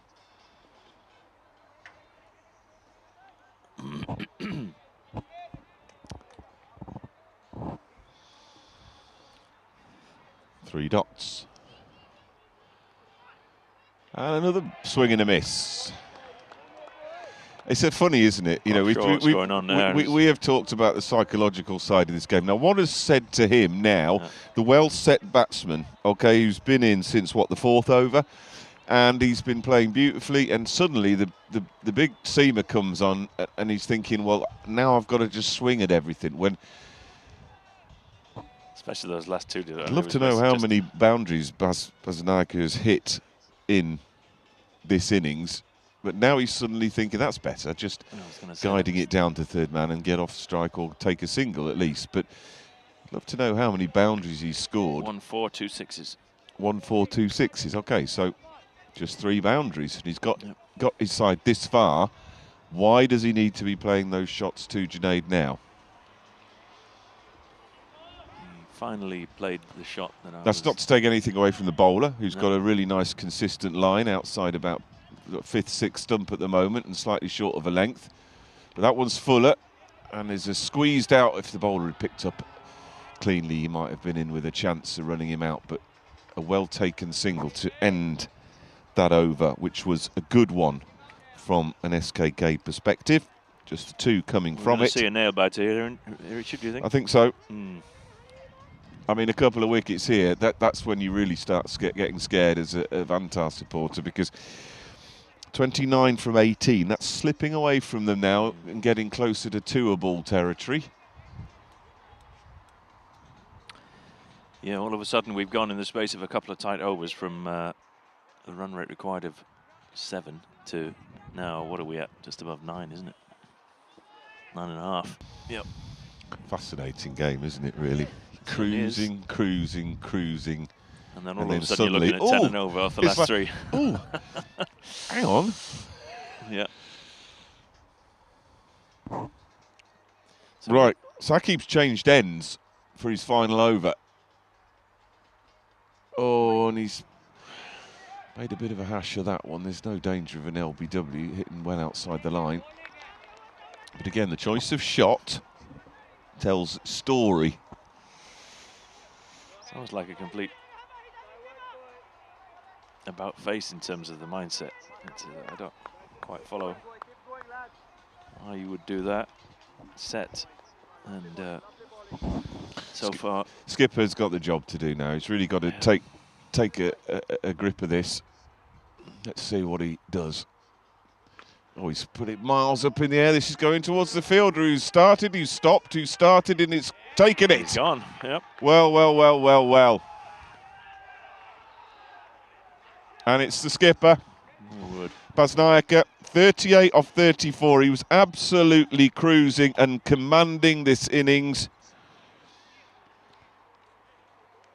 And that sort of fear factor that comes with the final overs. He's decided now's the time to go for the big shot. And he spooned it up in the air straight to long on. And you wonder if that the hopes of Vantaa depart with the captain there, because now you've got 2 relatively new batsmen and your run rate is slipping close to 2 and over. So now answers one question: what do you do? Well, you're going to have to try and make some fireworks. This is where in the space of 2 or 3 overs from needing just to dab the odd single and take the 2s that were available, which they then didn't do. And now we've got Piumal Karunaratne coming in, who, if I mentioned earlier, Junaid is 10 or 11. His partner at 10 and 11 is Piumal, can hit a ball as well, just as Junaid did. So I just suspect Vantaa sending in here now, thinking that if he can just hit a boundary or two and take the pressure off, bring them closer to the total, not having to chase too many off the last. Well, here's where the wickets do become crucial. Absolutely. They were 7 down, were SKK at this stage. They're 5 down, are Vantaa. This has gone up in the air. It's going towards the fielder. Could this be out? He's dropped it! You don't stop running, you keep running. And that's, again, I'm afraid, I'm going to have to call this out. One of those where the batters have just got to keep running. The ball's in the air, you keep running. They could have picked up 2 there. As it was, you're watching for the catch. He's dropped it, and you've missed out on a run. How crucial could that be? How crucial might the drop be? How crucial might be not running that first one hard when the ball is in the air be? He's gone for this one, up towards the onside boundary. They're going to push for 2 here. The throw is coming in. His quick fielding, and he's got there. Bit of a fumble. That's the difference. Didn't quite take it cleanly enough. Well, it is livening up now. It's all happening. As you'd expect. Down to 25 from 14. It's almost like the switch has been turned. Everything has to go to the boundary by the looks of it from the way the Vantaa batters are playing at the moment. Still loads of 2s out there. Yep. Here's a possibility for one. If you really push that one, come on, turn, and you get there, and you do beautifully. Good man. Well done. Very good stuff. Well done from a national team coaching perspective. Finally, somebody rang the first one hard. Good, and that, you know, just shows, doesn't it? Yep. It's the difference. Yep. If they lose by one run. Yep. That was exactly what we said in the first innings. How many times did they not do that and not come back for a second because they didn't push the first one? And the fielder came in well to field it, but the fact that they take that first one run hard. It's the giving up when the ball's in the air going to the fielder thinking, well, I'm gone here. Yeah. Saqib is in now into the onside, but I don't think this has been timed too well, really, to get them the breathing space to pick up 2.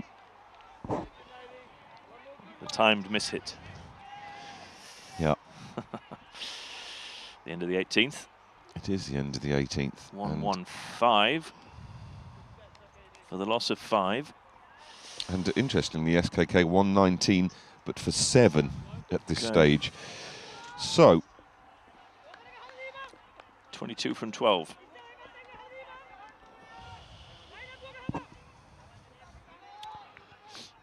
$11 and over needed from here. Well, it is going to be a nail biter, I think.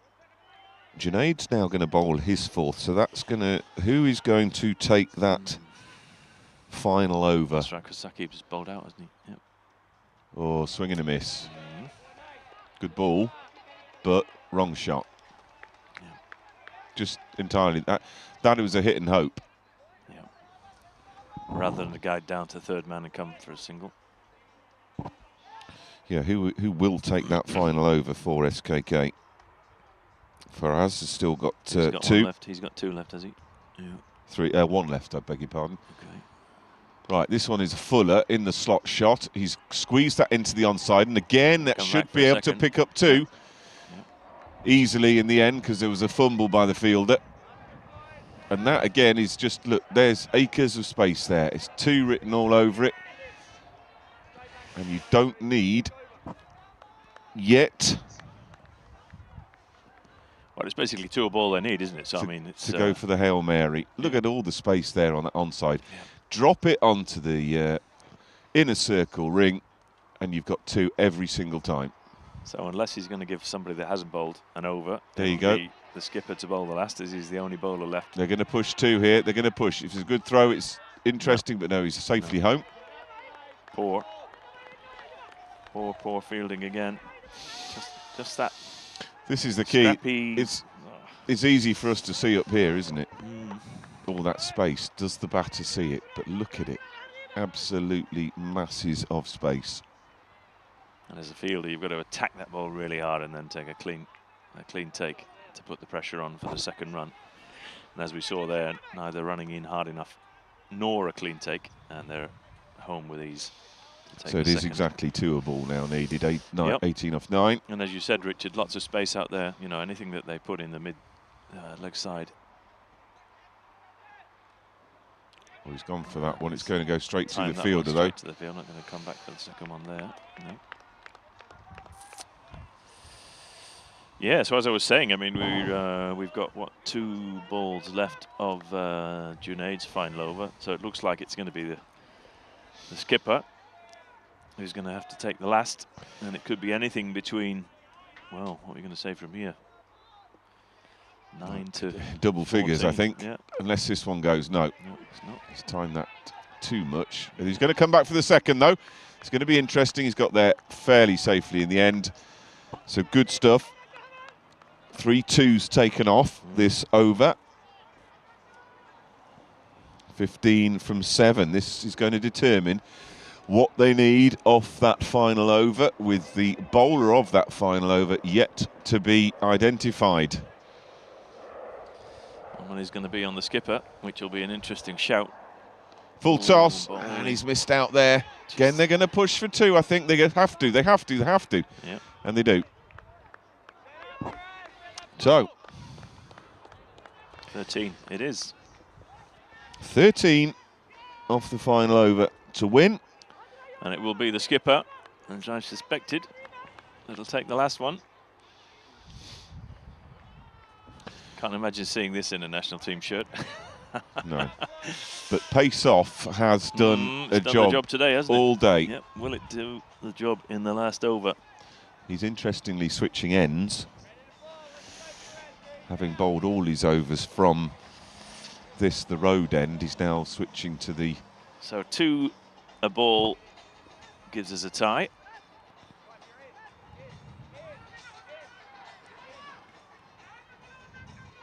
I kind of think they've got the batters thinking if you can just find a boundary here off the first delivery of the last over.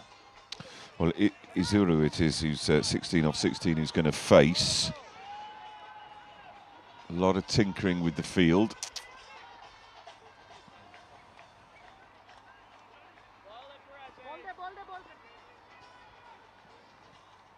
Long on, long off, cow corner, deep cover, deep mid-wicket. He's had a huge swing. He's got nothing on it except a bit of a squidge, and it's a single. 12 from 5. Yeah, I'm not sure what that is. I'm going to say we've gone from buffet bowling to squidges. Right, now here's the time. Piomal, if you've got a big shot in your locker. And he does have one. We saw one in Cyprus that was a beautifully hit 6. This is the time to get it out for your team. He's going for it. No, straight back to the bowler. And he's given out. Unbelievable. Backing up, non-striker. Cannoned into the ground. Faraz took it. All he had to do was take the bails off. And Isuru, the non-striker, departs for 17 off 17. All of a sudden, we're 12 from 4. And you feel now that Vantaa's chance may well have gone. Having more or less been in control of this chase. At no point have they got away from SKK by any means, but they've been in control pretty much all the way. And it just shows you, as you get closer to your target, what pressure comes on. So that wickets column has now gone to 6. So we've literally... The best bowling figures from the first innings, Madura, it is, that joins Piomal at the wicket. And they've got to find a boundary here, you feel, from this ball. Shows you what we know. We said all along that if they bat the 20 overs, they should get there. Reverse attempted hack, I'll call it, and that's a dot ball. My word. How many times has Piomal Karunaratne practiced that shot? I have never seen him play that shot in all of the times that he's batted in the national team training. I say training because normally if we are in a match and Piomal is batting, then we've done something seriously wrong. So, what's that? 3 boundaries needed. 12 off 3. Yeah. Not to say that he can't do it. He does have a boundary shot in him, but in this situation, pressure on. He's gone for it, but I think this is going to interest the fielder, who takes a terrific catch, actually, in the end. they don't even pick up any runs from it. It was a really good catch, I have to say, in the end. And I think that is probably now done for Vantaa. So, 2 sixes. The scores on the doors. Was it Sakib in the first innings that came in and hit 6 off the first ball? That's exactly what Vantaa need. Horrible situation for the batter coming out. I have been in this situation once here. Back in the day? Well, no, a few years back, coming out for the last ball of a match. Right. Where to win that division title, we needed a 6. There we go. And you... And it was basically dark. Of course. It was in September at some time. Of course, I didn't do it. Awful situation to come in, and well, no blame attached to Varsha, who's coming out if he doesn't do it here, because frankly his teammates above him should have put this out of reach. And I can't help but go back to that Junaid over in the 17th when suddenly there was just 4 swings and misses at balls. Yep. As Faraz comes in, he has had a big swing and he's missed it completely, and that will be that. Bar several no balls and free hits. Game of cricket, eh? Faraz then for the last ball. Vantaa need a miracle, and they do not get one. And SKK retain their Finnish Premier League title. It looked for a long time that they were going to relinquish it. Vantaa were in control of that chase for the vast majority of their innings, but come the end, they just couldn't get over the line for their first FPL title, and you can see what that means. SKK, I think, are celebrating as if they've got out of jail a little bit there, Andy. But well done to them. Yeah, congratulations. Absolutely. Congratulations to SKK, commiserations to Vantaa. It's one of those low-scoring, exciting games of cricket.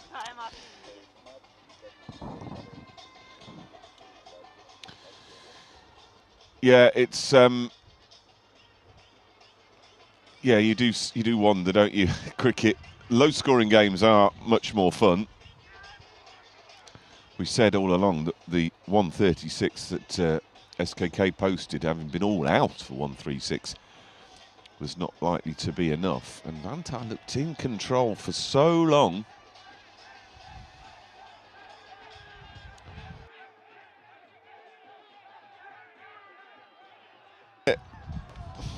Despite the fact that it was pretty much even all along, at what point was it that Vantaa let that slip through their hands? Well, I think you said it already. I totally agreed. It was that Junaid over, wasn't it? The skipper was set. We were talking about him playing, over. Yeah, we were talking about him playing the skipper's innings. All he had to do was continue to bat in the same way that he'd batted up until that point, and then we saw, was it 3 or 4 swinging and misses?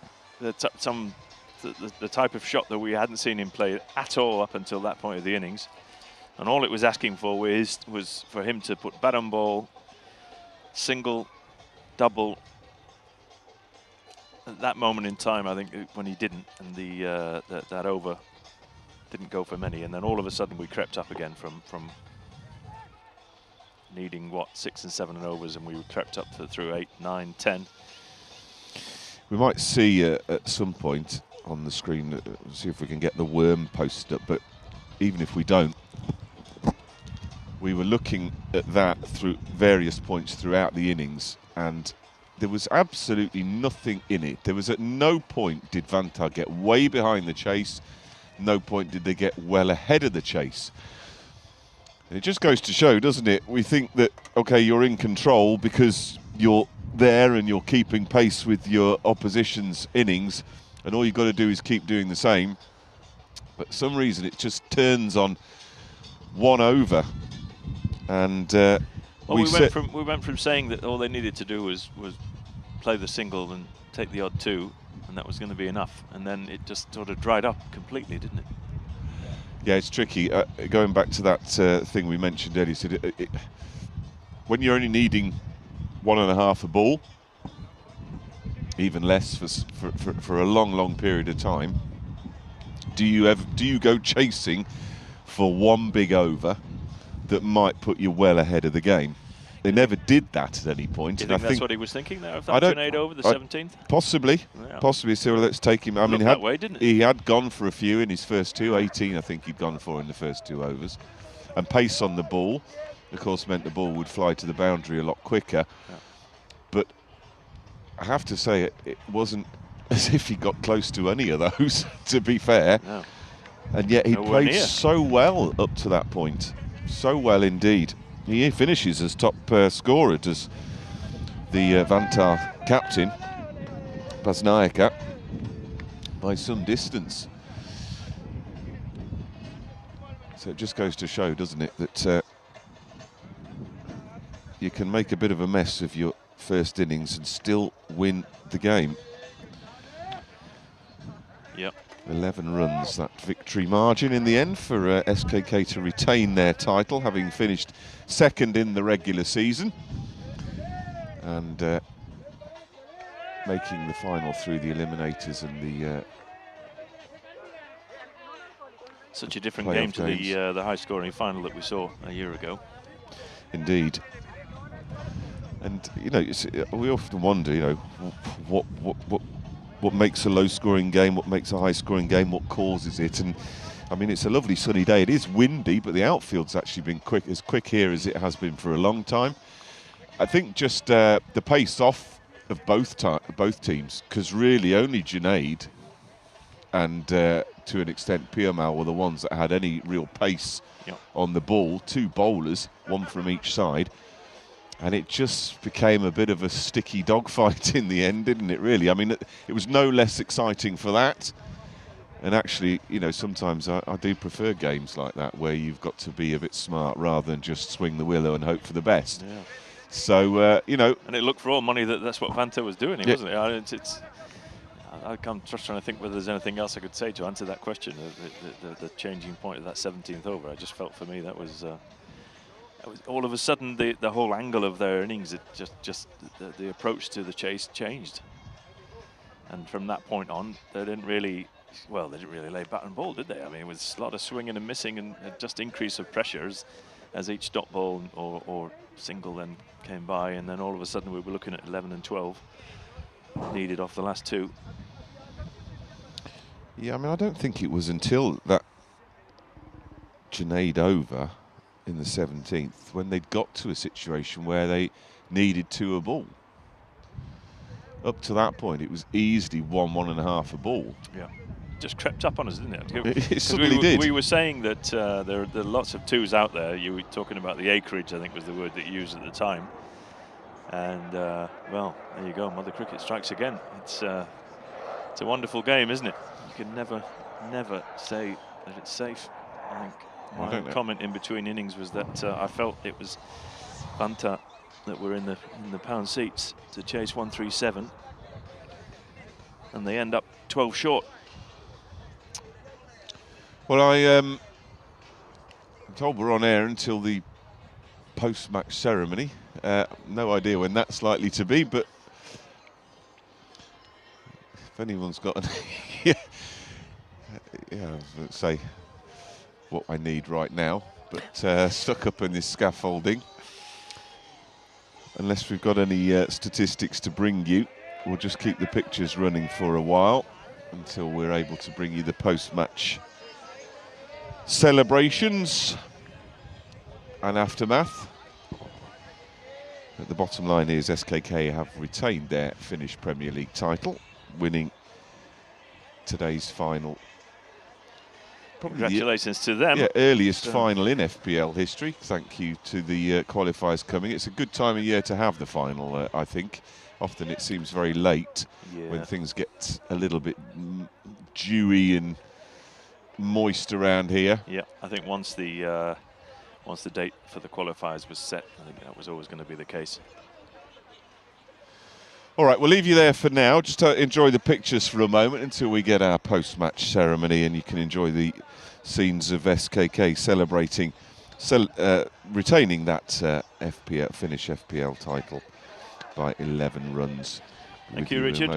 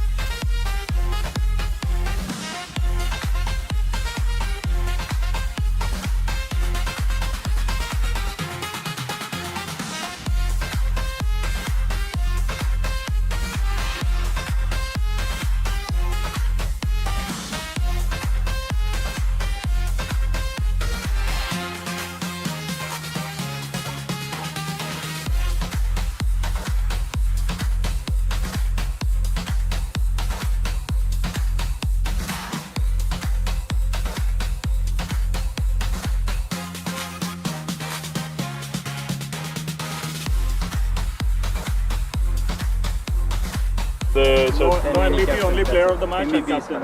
So the Vantaa.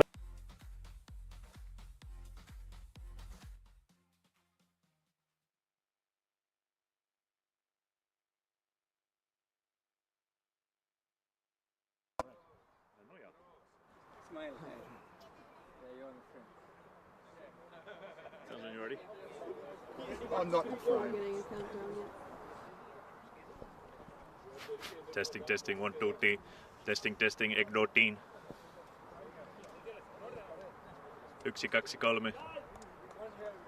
1, 2. You're not going to hear me either. You're only going to hear me when I go like that. And then you can hear me. Give us a quick zigzag. 1, 2, 3. Zigzag or what? I'm not moving. It's the only way you don't get one. 1, 2, 3.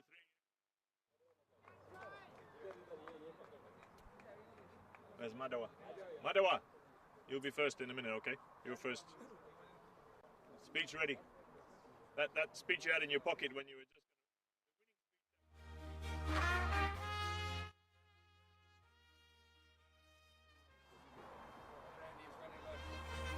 Not waiting for me. I'm waiting for the...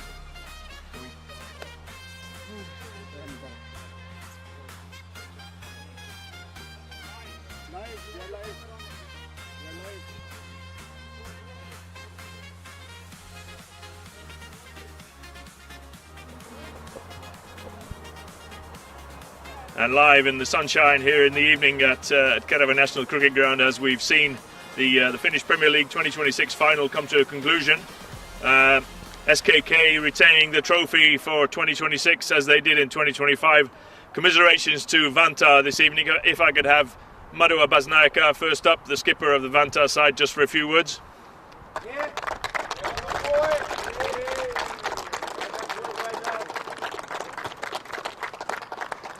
Well played, skipper. Come a bit closer.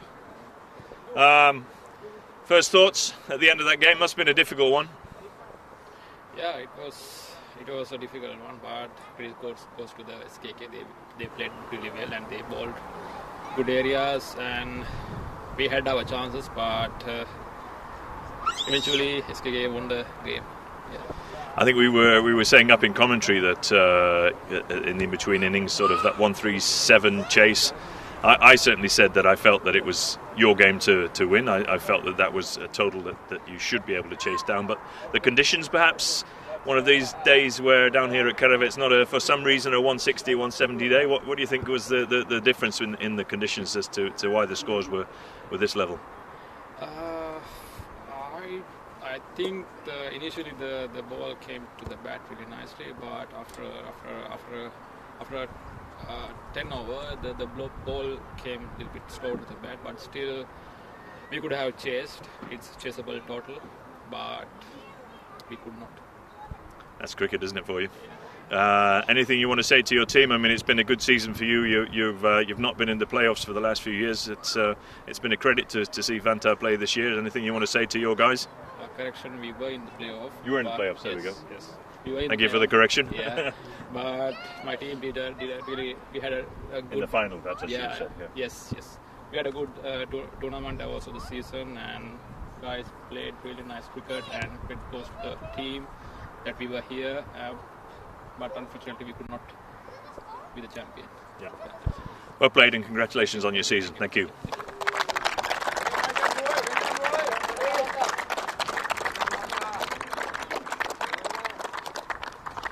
So if I could ask SKK skipper, who is also saves me time today, is also player of the match, Faraz Abbas, come and join me.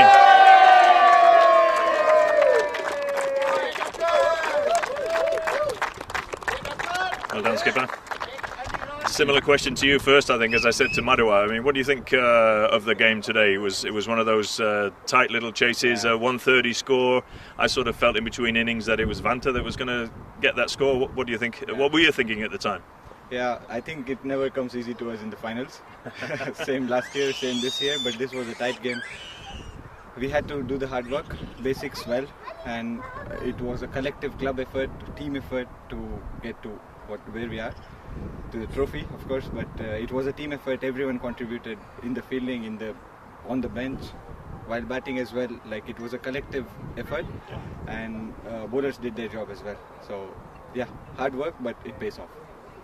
Yeah, absolutely. I think we were up in commentary sort of saying, you know, we felt that you were looking at a 150, 160 after those sort of 7, 8, 9 overs, and then all of a sudden losing quick wickets again, just as ever. You know, they lose a couple of wickets, then the momentum goes from the innings.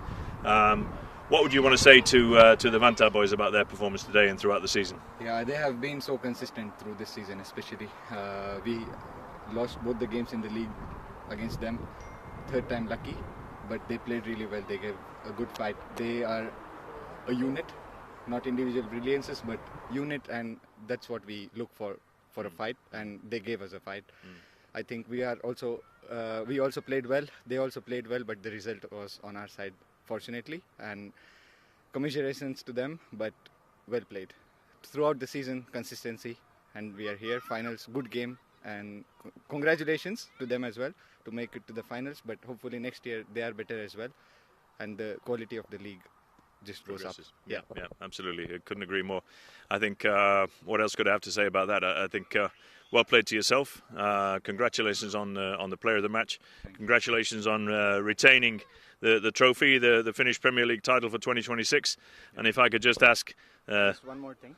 One more thing for you. Yep. One more thing from me. We want as a whole club to this trophy especially, as we had talks about it as well. Like winning the first time is difficult, but defending it is a lot more difficult. But as a club, we want to dedicate this victory to Troy, who played his last game today for SKK. It's for him today. All the effort we put is for him. Yeah. Congratulations, Troy. I thought that was just a rumour. He's played his last game of cricket. That means I can use him even more than in the off-field group. Is that what it means? Yeah, he's nodding. Yeah, he's nodding. I think, yeah, thanks for those nice words. We should also not finish today without saying a big thank you. Again, as always, to the umpires. An excellent job today, gentlemen. Over there to the right. To the umpires over there to the right, gentlemen. Yes, thank you. To the camera crew and the production team led by Tuomas back in the production room, a big thanks to them too. Commentating leaves a bit to be desired. Thanks to Richard for that part. I shall certainly not thank myself. And thank you to both teams for having an excellent season. To the league organisation as well, the guys that really are the unsung heroes in the background and making everything happen. Thank you to Geet, Mano and the numerous other people that have been helping out with this season so far. I shall say no more. Hand over to Zahidullah, Nikki, Kamal to hand over the trophy. To Troy, one more. He's going to more for you, Troy. What do you want him to interview as well, you mean? You can, but the trophy goes to him.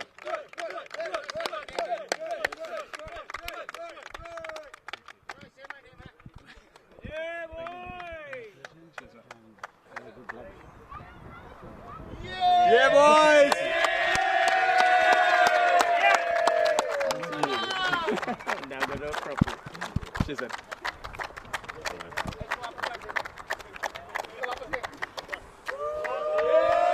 That brings us to the end of this production. We shall see you next in the World Cup qualifiers next week down here at Kerava. Thank you everybody for watching. Stay tuned. Thanks, Del.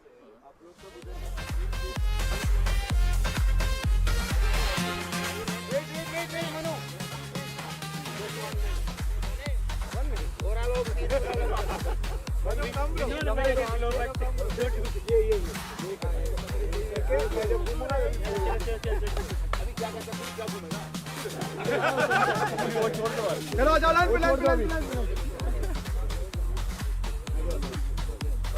छोड़ो boys please I will face here.